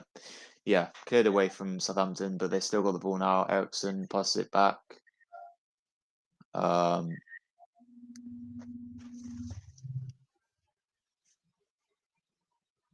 Promising here. Scott McTominay Shoots, great save from the keeper, proving he's worth Yeah. his salt. Very good save there. He's not very physically imposing as Unu, but he does look quite fit and Asia. Yeah. But with our goalkeeper situation, are you happy with Turner and Ramsdale? Or do you think we need another? Ramsdale, look, he is at that stage right now where he has started to believe his own hype. And aside from being a good shot stopper, he has also started to display some pretty poor judgment, the same poor judgment which True. affected Bernd Leno Yeah. in his last full season at Arsenal. And, Yeah. you know, if as a goalkeeper you believe your own hype and you can start to believe that you are as good as the press says you are, then that can only be a bad thing. And we have Yeah. a card coming out. Wait, what's going on? Yeah. Oh, is it a card? First card of the game, is it? Yeah. You can take this one now. Yeah, I'm not on that yet, but Manny says there's a card coming up, so I'll see there. What happened? Oh yeah, it's a bit of a push from McTominay, but no, he isn't giving a card for that. What's the card for? No, what happened? Yeah, there's a push. Basically a push on Musa Ginepo by Diogo Dalot, and the player's staying down. He's all right now. Right back is done to the book. So, with another thing with the goalkeeper situation, I think getting rid of Martinez was quite a bad mistake because we got rid of him, then he did well at Aston Villa, and obviously he didn't get game time at Arsenal, but he did play in some of the Premier League games, and he played in the FA Cup as well. But it would have been nice to keep him for a backup. But it is good to see him do well at Aston Villa, I think. And obviously, we could have kept him, but he got game time. Keep watching the screen. Some good action coming up. I'll talk to you while you're watching the screen. I can go on all day about Martinez, but I think Ramsdale does need to improve himself and make sure he gets his concentration levels up. His decision making has to improve definitely. Turner has some potential, having done well with the US team. Yeah. Also, his team, the New England Revolution, and he was signed on the basis of that. He could get some game time and feature in the Europa League and the League and FA Cup. I also believe that he will be the starting goalkeeper for the US team in the World Cup because I really don't know what's happened with Zach Steffen. I think he might have gone out on loan to get some game time. Yeah. Yeah, but are you watching the screen? What's happened so far? Oh, yeah, sorry, I missed that. I've seen it, yeah, Alanga. Wait, is that a penalty? No penalty. It was deemed to be a tackle, and Madley waved play on. Right. Yeah, Stefan has gone to Middlesbrough, and he's already played 5 games there for them. So he obviously needed some game time with the World Cup in sight. And Turner should get some game time for us with Arsenal. But selling Martinez was a bad mistake, and for me, I would have had him as number 1, ahead of Leno. With another transfer made as well, we didn't really bring anyone in January, but we did get Matt. Was that Trusty guy, and he went on loan to Birmingham, which I think is not that bad, but it's a bit annoying because we don't have as many centre backs. We have Saliba now, we have Rob Holding and Ben White, and who's been playing and Gabriel as well. But it would be nice to get another one if say Gabriel gets, because we can't rely on Ben White, and so you all know what Ben White is like in centre back. Yeah, if Tomiyasu is fit, he probably will come back into the team, and White will drop out. Yeah. Oh, is there an injury here? Yeah. Taking a look at Stefan's career with City, he's only made 2 league appearances and has spent a lot of time on loan. He had a season on loan with Dusseldorf in Germany and is now on loan again. So he might be another person who will need to move because with Edison clearly Guardiola's number 1, Stefan won't get much game time. I don't think any keeper will, to be honest. So yeah, that's my take on the goalkeeper situation at Arsenal. I'm okay for that. Turner is an upgrade on Runarsson, and that's why I said that will be a good test of our bench strength because we found out, of course, that Runarsson wasn't really. He's rubbish. I don't get why he thought he would be competing for number 1. Yeah, he said that in an interview, but I think didn't we play him in one game and he like conceded a bad goal, got a red card or something He like didn't that? get a red card. No, he He had conceded one like game. yeah. He conceded 1 or 2 bad goals against Manchester Yeah. City in the league. Oh, I think that's when Leno got a red card, wasn't it? And then he had to come in, something like that. Or Maybe. Leno got injured. Ooh, some good action. You can take this. Okay. Oh, I know what you're talking about.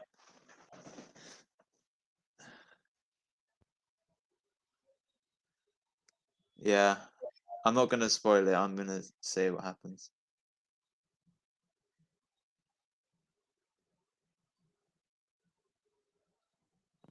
But yeah, 54 minutes in, I think something's gonna happen. Yeah.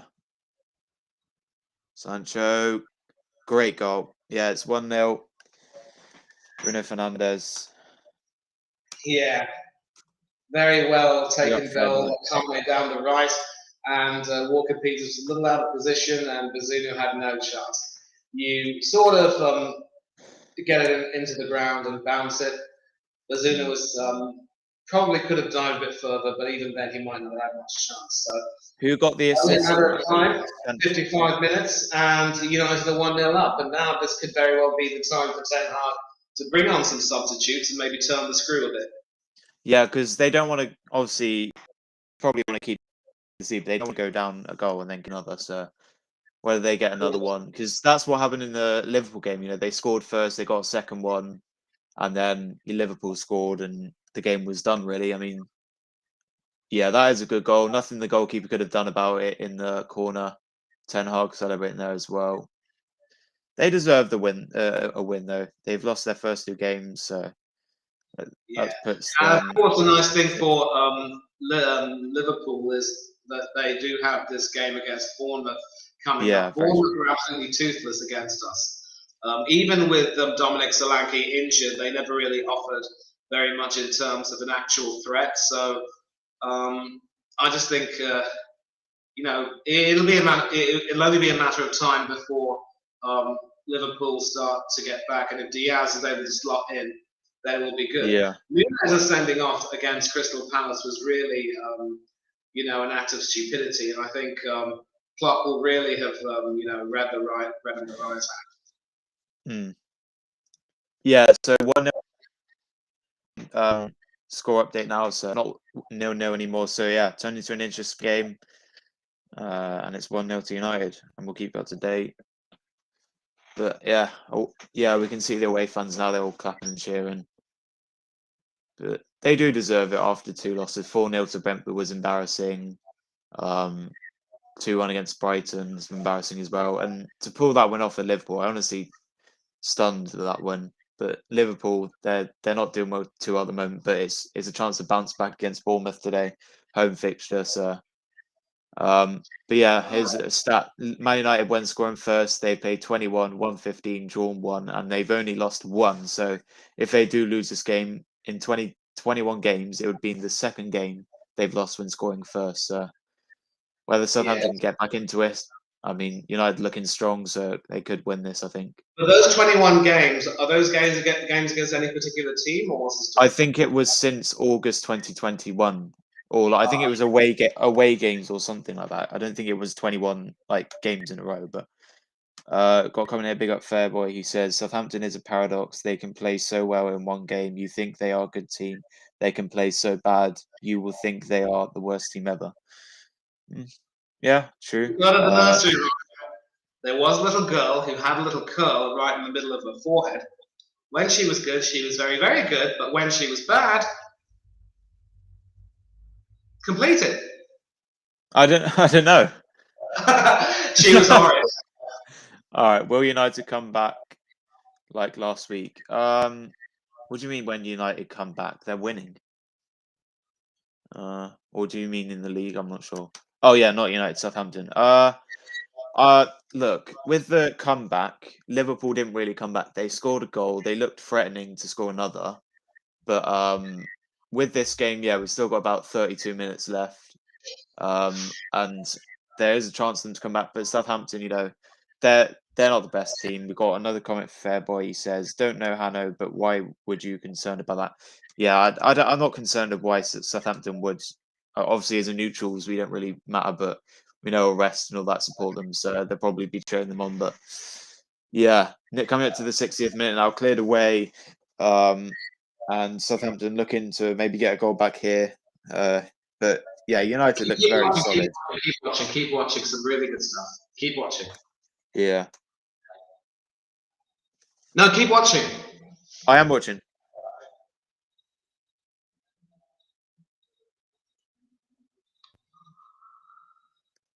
But yeah, 59th minute now. I'll tell you when it's the 60th. Southampton.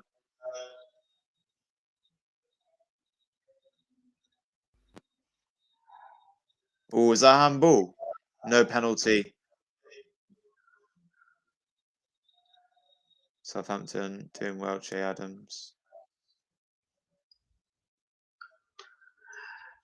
You could see that was more of a desperate shout for a penalty because it hasn't gone to VAR yet. Yeah, they will look at it though. They will look at it because that's what they do. It's not like without VAR they won't give it.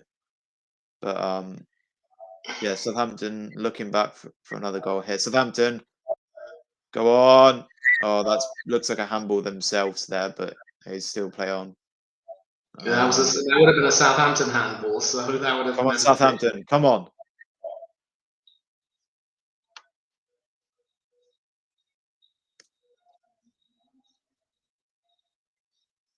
But no, still 1-0 to United. We will update you. But it's more interesting to say 0-0 to be honest. Yeah. But So let me get your thoughts on VAR. Let me get your thoughts on VAR. Like we have seen a few games this season where VAR was, used brilliantly with regard to replaying that handball and claim. And to be honest, Adams looks to be more of the guilty party there than his fellow Scotsman McTominay. So so there was really nothing. And it was no, my thoughts on VAR. I think that obviously it's been introduced recently. Sometimes it's bad, sometimes it's good, but it's better than not having it. I think because if it wasn't happened, they wouldn't give possible offside, or they wouldn't give a goal, or they wouldn't give a penalty. Obviously, I don't like VAR sometimes. It's annoying when they disallow a goal or when they give something the other way. But at some moments, they do prove that it's good. The handballs they give, the penalties, the goals and stuff. But yeah, I wouldn't say I like VAR, but then I wouldn't say I hate it. So I'm a bit, in Yeah, the I middle. will say, Ollie, that more often than not, VAR has proven to be really, really beneficial because you get those correct decisions, and that's the way it works. The only problem that I have is that when it comes to handballs, as you mentioned, especially what constitutes a deliberate handball, which could lead to a penalty, though that would be more inconsistently applied. You've got to have a proper guideline when it comes to what constitutes a deliberate handball and make sure that's more consistently applied. If you can't do that, then you're going to be asking for some problems. It looks as though we might be having a Southampton substitution. Southampton's still looking for a goal here. They've got a corner, another corner for them here. So something to cheer about for the fans. Obviously not a goal, but they're getting a bit excited now. But yeah, Southampton right in front of the United fans, so the United fans won't be happy if they score. But yeah, another corner here. Ward-Prowse takes it, header over, and United will get a goal kick now here. And not long after the header, there will be a substitution. Oh yeah, here we go. Substitution. Who's that? Stuart Armstrong on for Mohamed El Yunusi. Right. Okay. That's a very. Wait, isn't Stuart Armstrong like a attacker, or is he a midfielder? I believe he might be more of a midfielder, so he will probably come on to, maybe help tighten things up. Because just don't forget, it's still Adams up top for now, and El Yunusi is just so Armstrong will probably come into that slot. I don't know. It's a bit of an early sub though. He's not injured, El Yunusi. Why do you think he's done this sub? Probably. Well, it's sort of after the hour, so I think it's probably a case of trying to get some fresh impetus in, and maybe Armstrong can provide that. Because that's what's similar to what Wenger did, didn't he? He made subs in the hour, didn't he? Every hour, or I don't know. Yeah. Right. Yeah, so goal kick, Southampton for goals, Southampton, and Southampton got the ball back here, so they've got a lot of possession here, looking back to get a goal back. All right, Southampton in possession. Back to our goalkeeper, goal kick. Yeah, 81% in the last 5 minutes. Southampton had 19% possession for United. So yeah, since they've gone a goal down, they're looking for the equaliser, but United looking to either hang on or get another goal. Either way, if they get the win, it's 2 wins out of 2. So they want to get back in form after being bottom of the league for 2 games. And it's a goal kick here, 64th minute for De Gea. Yeah, guys, if you're watching, let us know in the chat your thoughts on the game, and make sure to like the video. We've now got 8 likes, so let's 2 more until 10. So let's get that before the stream ends. But yeah, so about 26 minutes left of the game, and then we'll probably do our full-time reaction, and then maybe if we'll end the stream if one of us has to go or whatever. But yeah, we'll definitely be on for the whole game. Whether someone has to go, but hopefully we'll be doing it for the whole game. And if you guys are in the chat, I know there's a few people, but yeah, currently 1-0. Got any? Keep watching. Yeah. Oh, is there a chance? Just keep watching. You'll see. Okay. Southampton on the ball here.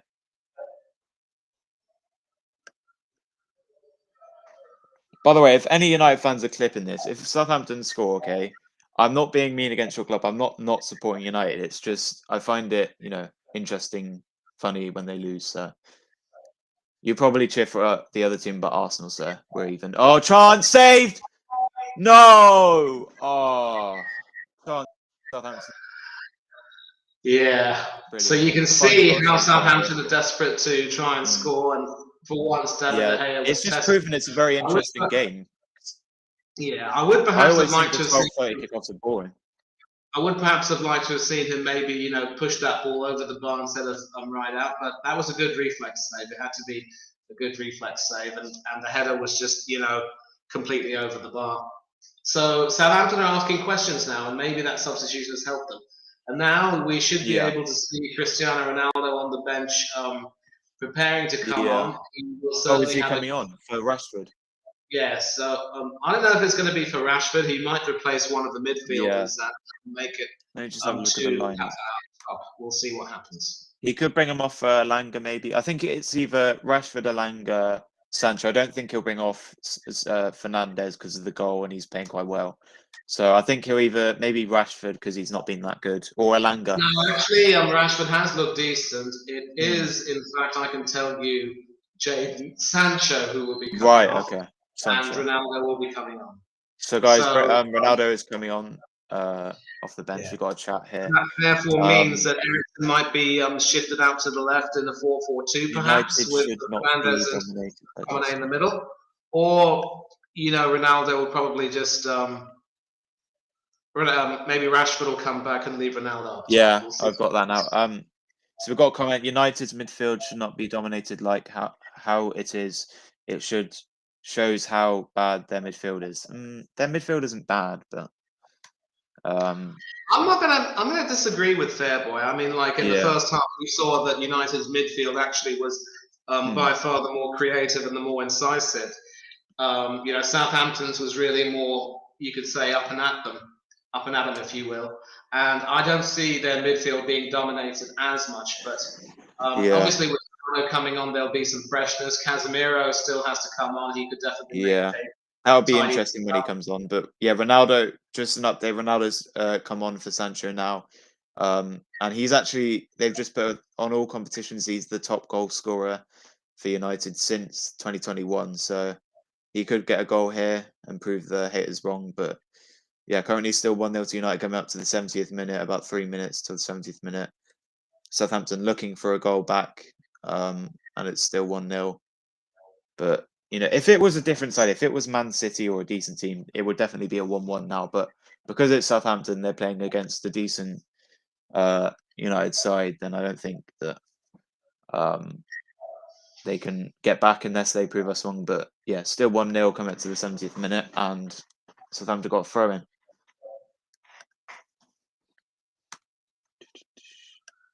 But yeah, what's going on here? Yeah, cleared away to United, and Ronaldo looking to get his first touch. No.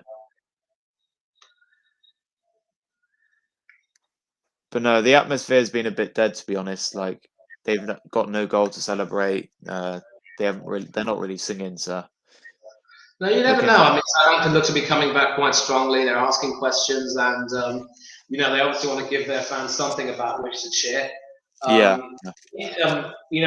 Fans of these clubs like Southampton, who are sort of in the middle-ish of the league, they'll want to see their team really show some fight and make sure they come back well. And as long as they can do that, that's really good. There'll be no shame in losing to United here.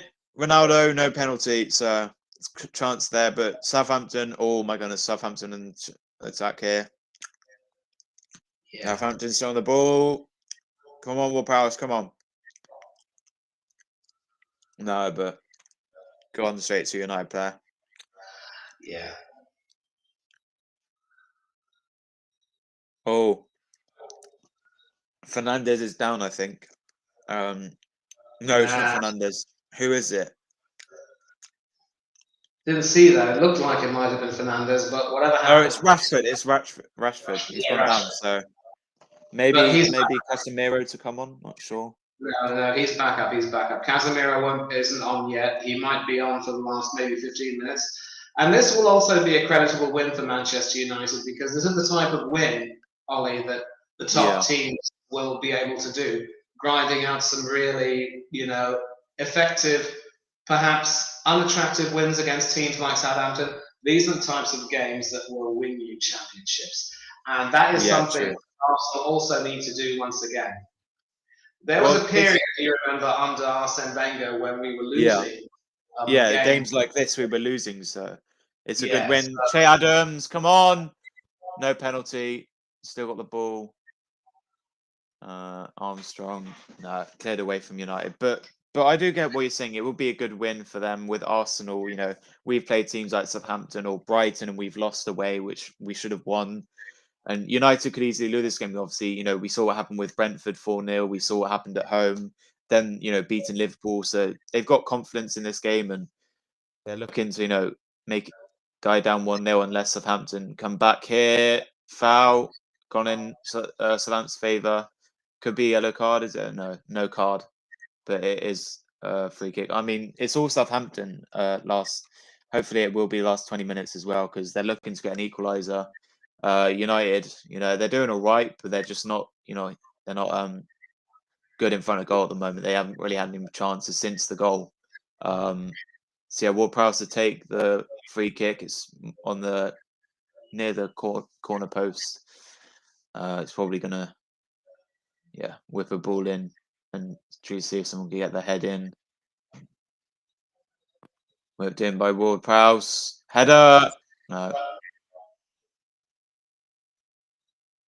I don't think there'll be anything coming here. Southampton on the attack. Armstrong.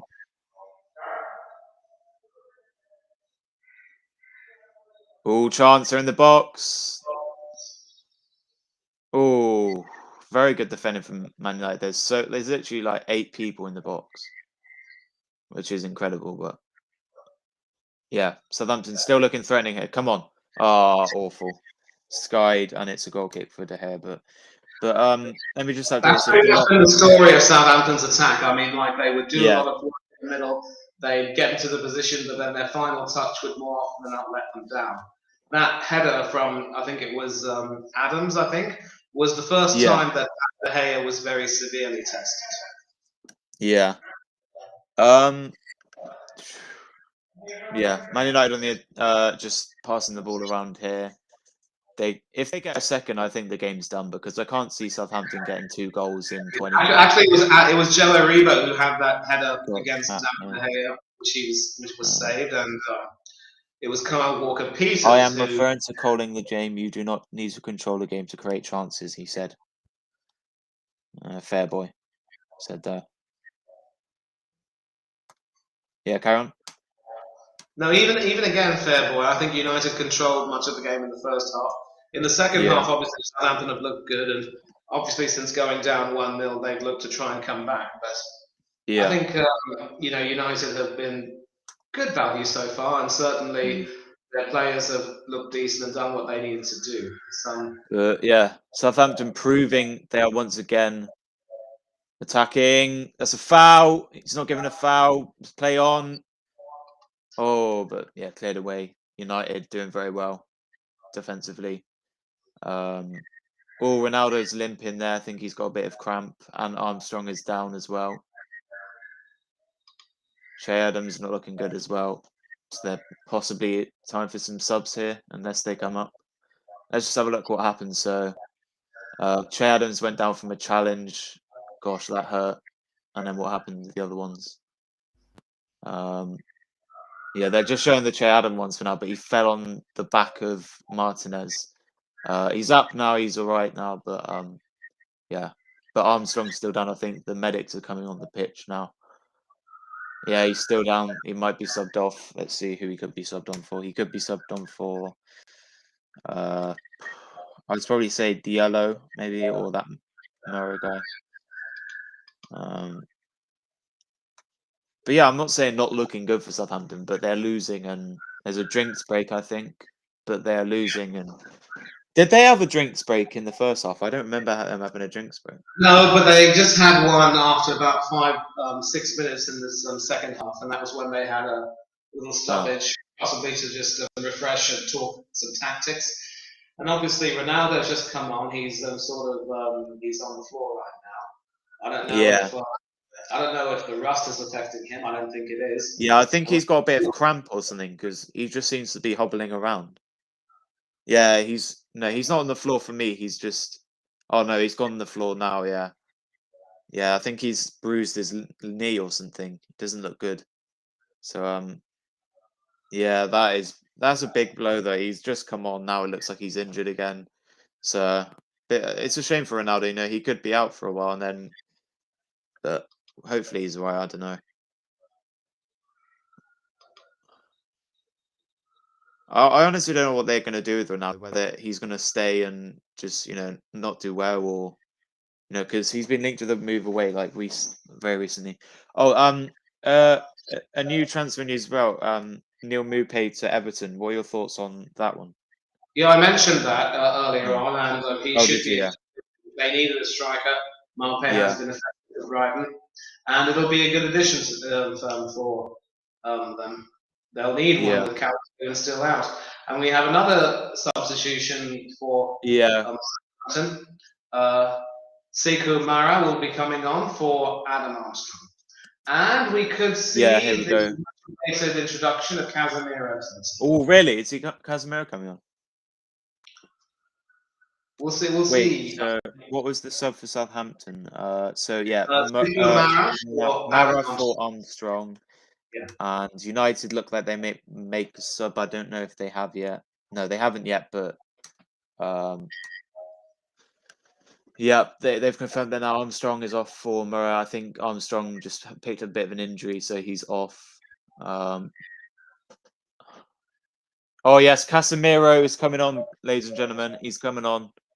No, he's not coming on yet. He's not coming on yet. Yeah, I know, but he's got his bib off though, so he might be coming on. So yeah, United fans get excited. He's making his debut, Casemiro. He hasn't come on the pitch yet, but he is getting ready. And Ronaldo, what's Ronaldo doing? Why is he on the sidelines of that? Oh, but they've continued playing when the ball goes out of play next. Yeah, sub now. Oh no, he's put his bib back on. He's not coming on. Oh no, he's not coming on. I don't think. I think he's alright for now. He might be coming on.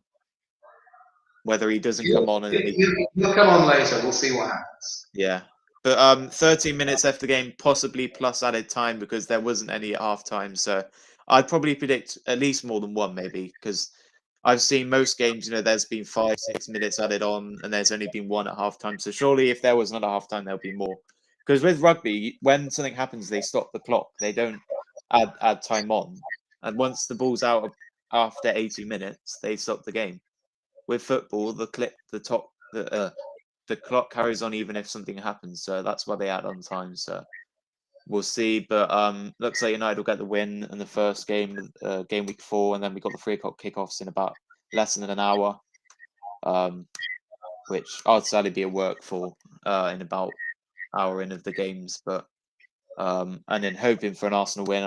Honestly, if we concede, I'd be a bit annoyed, but I'm hoping for the win. I know it's a bit, big to ask for, but hopefully a clean sheet. And it looks like Casemiro's coming on now. He's took on his bib off, and Erik ten Hag's giving him some instruction. Yeah, the substitution is being made. It will be Anthony Elanga going off and Casemiro coming on, wearing the number 18 jersey. Casemiro's a defensive midfielder and Elanga's attacking. Where's Casemiro going to play? Let me see. Clearly, right. We take a look at the formation. Yeah. It seems as though he probably wants to sort of tighten everything up. So he might be going back to a 4-2. That means that. Yeah, I mean that's the only way I can explain, because I wouldn't want to see Casemiro playing as more of an attacker, or maybe McTominay could come up front. I'm surprised that Eriksen hasn't been brought up. Casemiro, guys, making his debut. He'll probably get 11 minutes plus added time. Someone with a Brazilian flag. So yeah, he's on. I'm surprised that Eriksen hasn't been brought off, because true. You'd think that would have been more sensible, because Elanga's attacking, isn't he? So. Yeah. But yeah, going back into play now, because there was a bit of stop because of the sub. De Gea gets the catch, and it's 80 minutes in, so we've got 10 minutes. Whether the game ends at 90 or there's added minutes, we'll find out in 10 minutes. But yeah, Southampton the ball. United have got the ball back here. Could be a chance, but tackled by Ward-Prowse. Brilliant, Ward-Prowse. He's been brilliant this game. One of their best because players. there was no added time at the end of the first half. They just went straight in. So wait, why was there no added time? Was it because there was like no injuries or anything? No, there were no injuries, no real stoppages. So yeah. Go away.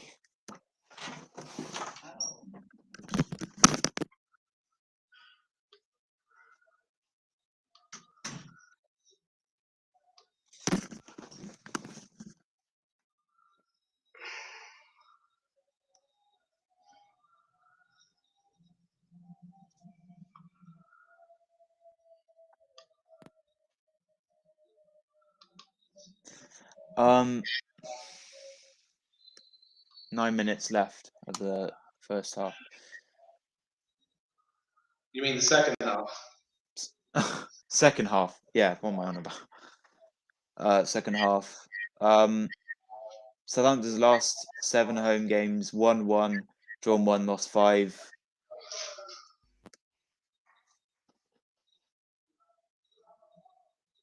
But yeah, once the game's ended, I think we'll maybe do full-time review, and then we'll have to go soon, because I haven't had any lunch and I've got work at 4, so I have to get ready for that. Yeah. But yeah, but big up everyone who's watched. Please like the video. We're still on 8 likes, so let's get to 10 soon. And yeah, we'll also before we'll probably shout out our socials as well, and then we'll end the live there. But currently the game is still going on. One doesn't know. Yeah, it is sort of getting a little bit slower, and obviously Casemiro coming on means that there's a bit more of there's a tidier air to Manchester United now. Like I said, I really can't think how that would affect the formation of United with Elanga going off for Casemiro. It might possibly be more of a 4-3-2-1, a Christmas tree formation, if you will. Guys, I think we've got some team information from 3 o'clock kickoff, so I'll try to go through them quickly. So the Brentford team, they've got Rare in goal, me, Henry, Xhaka comes in, not sure who he is, Aaron Hickey, Daf Silva, Norgard, Jensen, Weiser, Tony, and Babu. With the Everton team, Pickford in goal, he's the captain, Holgate, Connor Cody's playing, new signing, James Torkowski as well, former Burnley player, Nathan Patterson, Onano, new signing as well. He's playing. Iwobi, Gordon, McNeil, and Gray. So that means Iwobi not in the team actually. So no, he is in the team. Brighton Leeds with the Brighton team. It's Roberts, Sanchez, Veltman. Let me get it. Veltman, Dunk, Webster, Danny Welbeck, Trossard, Alistair, McAllister, Espanantan, Cadillo, Pascal Gross, March as well. Leeds team is Moulier, Lorente, Scritch, Christensen, Koch. Sorry, I'm pronouncing these wrong. I think Adams, Rocker, Aronson, James, Rodrigo, and Harrison. Chelsea lineup is Mendy in goal, Chalobah, Silva, Reece James, Cucurella, Gallagher, Jorginho, Mount, Loftus-Cheek, Havertz, and Sterling. Leicester lineup is Jamie Vardy, Drewsbury Hall, Tielemans, Pratt, Harvey Barnes, Samaya, Armati, Castan, Danny Ward, Evans, and Justin. Just 2 more games. Liverpool squad. Salah, Diaz, Firmino, Elliott, Fabinho, Trent, Gomez, Robertson, Van Dijk, Allison, and Henderson. Bournemouth lineup is Mark Traffus, Lerma, Mapa, Sensi, Smith, Cook, Christie, Zerma, Tavernier, Anthony, and Kiefer Moore. And the final one, Man City, Crystal Palace. It is Haaland, Phil Foden, Cancelo, Stones, Edison, Diaz, Walker, De Bruyne, Rodri, Silva, and Riyad Mahrez. And Crystal Palace game, Guaita, Anderson, Ward, Klein, Ayew, Decore, Edouard, Schlupp, Guy, Eze, and Mitchell. And then obviously the Arsenal lineup will be up about 2 hours. But yeah, back to the game. It's still 1-0 to United. We've got a chat. Who's this? Wait. What do you mean wait? Yeah.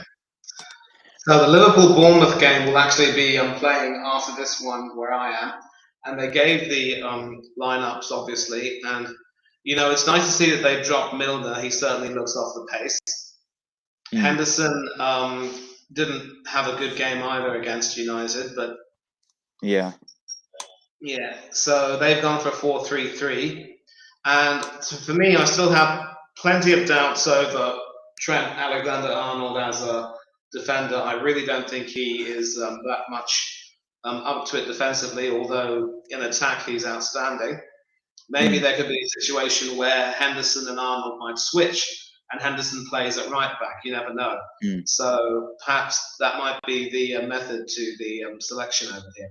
And of course, the front three of Salah, Firmino, and Diaz. So these three will effectively be trying to play the way Salah, Mane, and Jota would also play.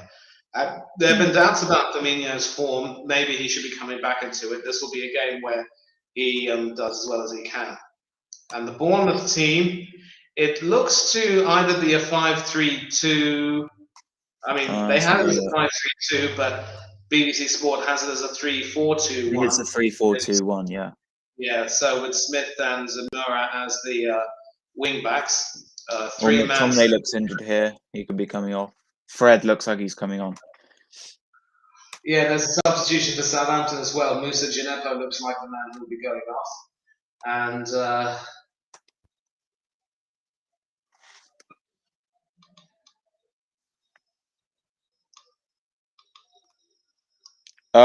but yeah, only 2 subs. Maybe they look like making a third one here. I'm surprised they haven't made a defensive sub. They've still got Maguire, Luke Shaw, Bissaka, but Southampton, yeah, they've got a few subs coming on. I think it doesn't look like they're coming back.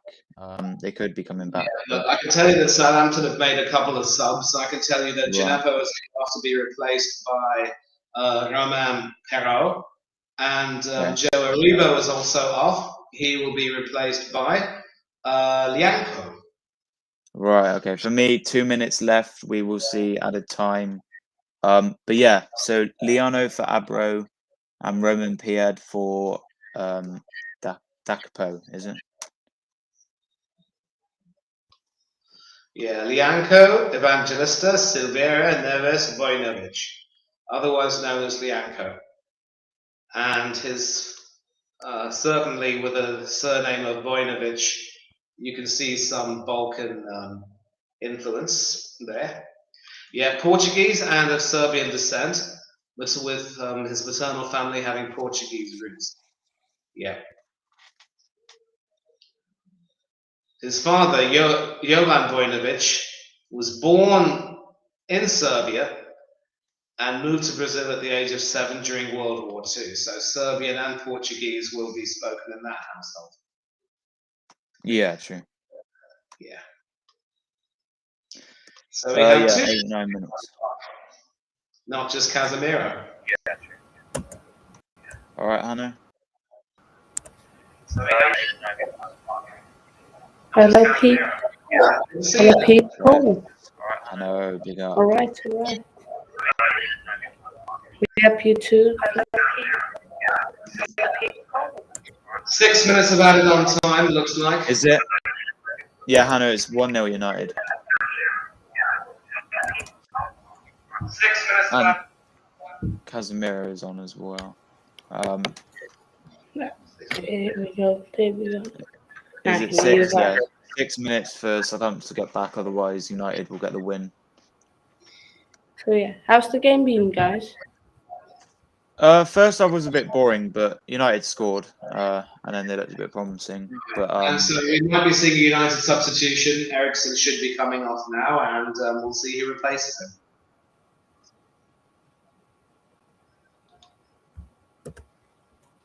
United, did they deserve this one?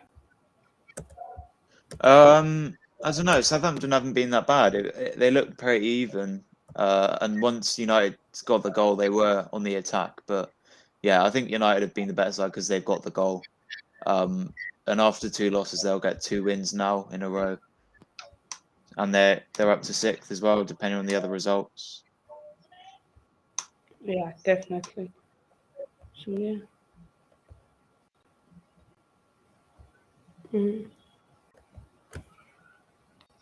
Yeah, so Ericsson's off and Fred should be on, yeah?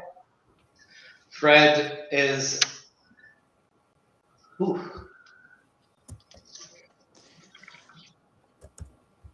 Yeah, I'm going to have to come off in a bit, maybe after the game. Yeah, you can come off. Then should I end it or should I just carry on? So because I want to do a watch along for the Chelsea game.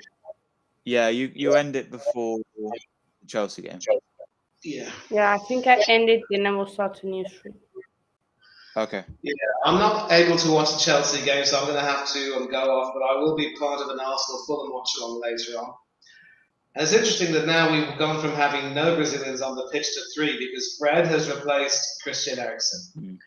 Federico Just before we go, guys, just subscribe to Sinclairo on the road to 1K. Yeah, subscribe to Ollie's channel. Yeah. And also, I won't be able to make the watch long as well. I'm at work, but yeah, I'd look at the scores maybe, and hopefully Arsenal get the win later as well.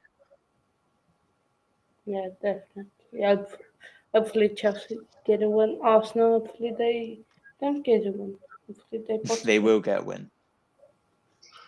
They will, but hopefully United don't deserve to be in front. They only got a lucky goal. Bruno. Stay on the balance of United. Oh, come on, Southampton. Oh, close this. All right, I'm gonna have to go, guys. But thanks for having me on. Big up Manny as well. Okay, wait. Cheers, Ollie. See you soon, mate. Oh wait, sorry, I wasn't gonna end the stream. Oh yeah, yeah. Subscribe to Sinclairo on the road to 1K, and I've also got a second channel, so go subscribe to that. And also follow me on Instagram. Ollie is epic. Ollie.Sinclair556 and Aaron_fanpage1. And just finally on TikTok, Ollie is epic 123 as well. Okay. See you, Ollie. All right. Yeah. See ya. How do I leave? So, Hannah, if you're watching, how many minutes are Press the button in the top left-hand corner. Oh yeah. All right. Oh, thanks. It says go back. So yeah. Right, so we've got 2 minutes left of the 6 minutes time added on, and that's just been poked wide. Where are you, Hannah? I am on 94.15. Exactly, so that's perfect.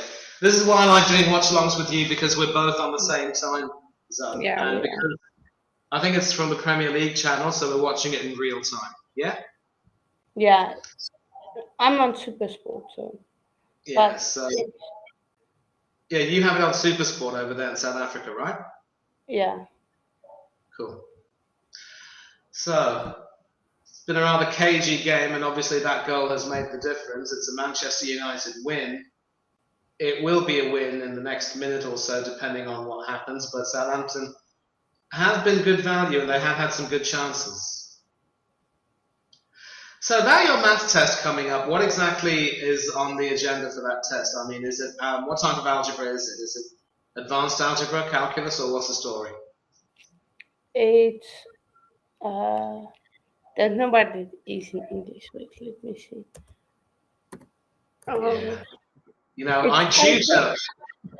It's like algebra, but you have the equations, one where you like need to solve x, and other ones where you just need to say algebra. Yeah, there haven't been too many cards in this game, and I think Fred has sort of gone to the book over there for that, for pulling Stuart Armstrong back, the two number 17s clashing there. But this will probably be the last chance for Southampton. Bazunu will launch it forward, straight into the United penalty area, but headed away, and will madly blow the whistle. Not yet, it seems.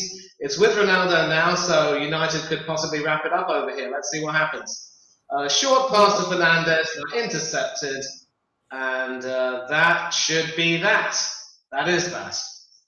So United get a second win on the bounce, and the recovery is in progress. Yeah, recovery in progress for United. So yeah, United still. Oh, they have 2 wins on the bounce of Southampton, and they still in poor form, honestly. So yeah, but money it is algebra expressions. I don't, and then it is.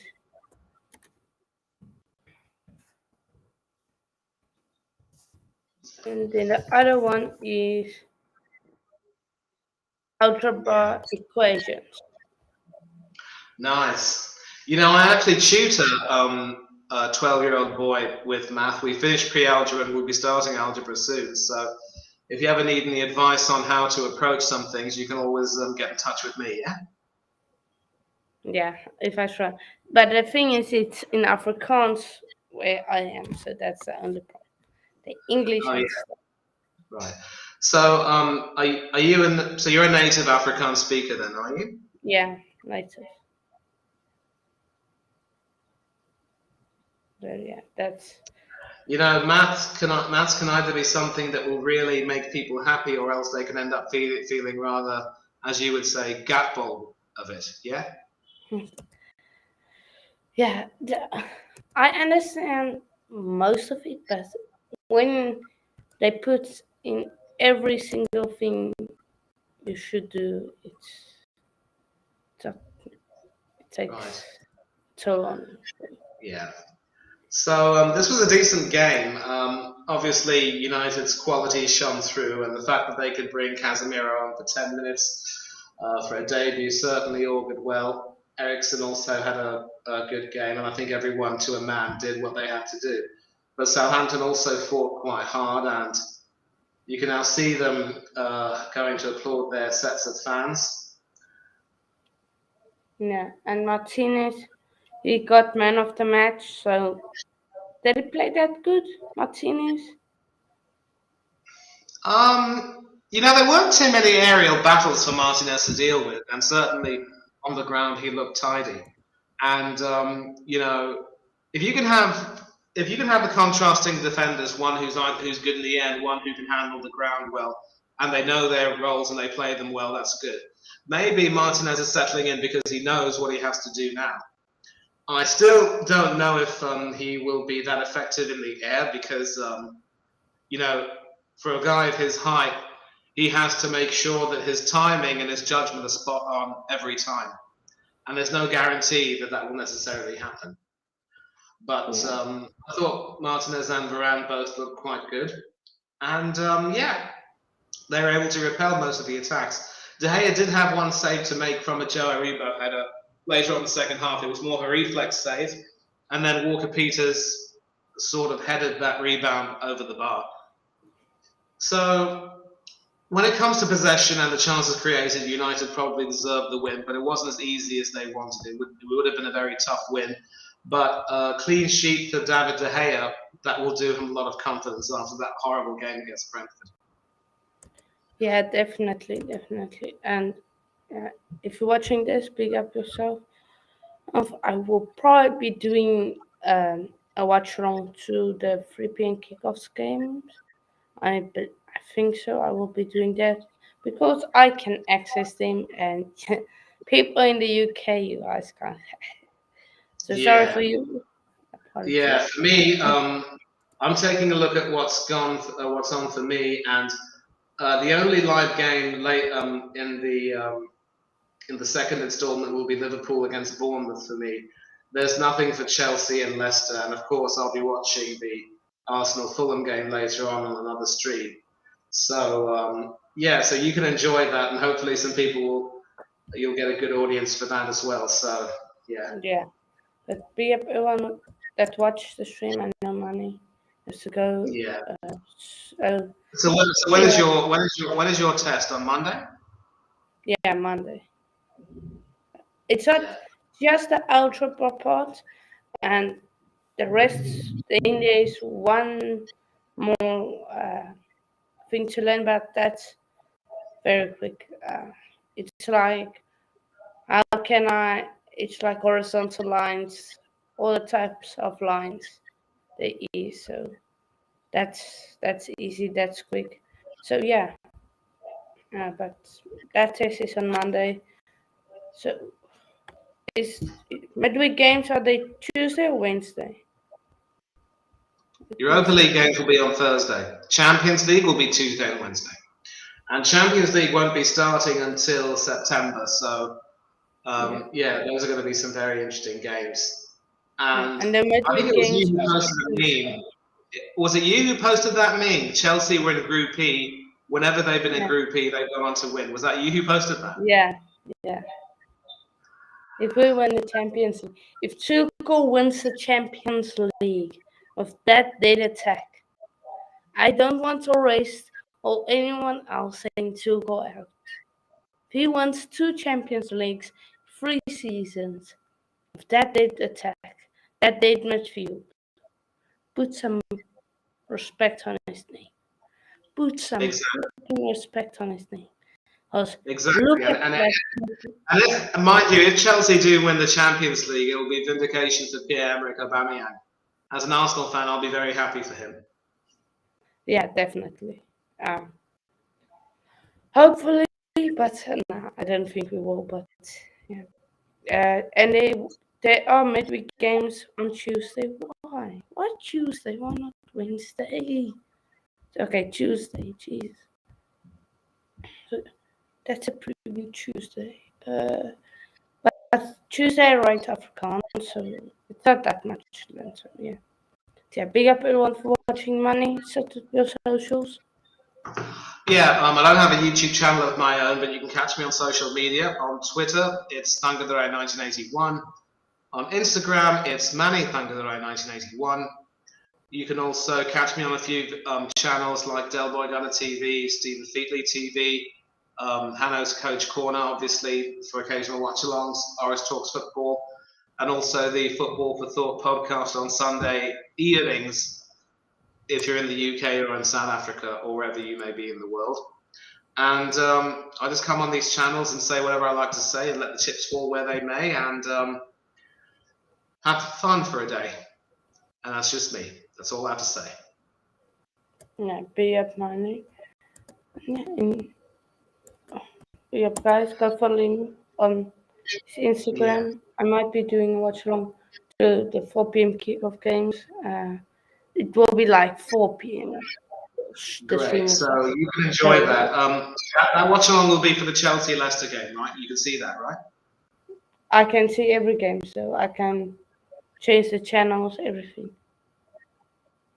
So I can on the main channel where Premier League is shown, it's the Liverpool game, but if I move the channels, I can see all the other games. So yeah. Yeah, you might want to focus on just one game and give score updates from the other ones. But yeah, I'll only be able to watch the Liverpool Bournemouth game, so I don't think I'll join. So I'm going to have to leave. But anyway, it's been great joining you. I'm really happy. Hopefully, if you have a watch along tomorrow, I don't know if you do, but if you do, I'll come and join you then, maybe. Until then, you take care of yourself, and let me say, bye, geluk. Okay, whatever that means. Peace out. Bye.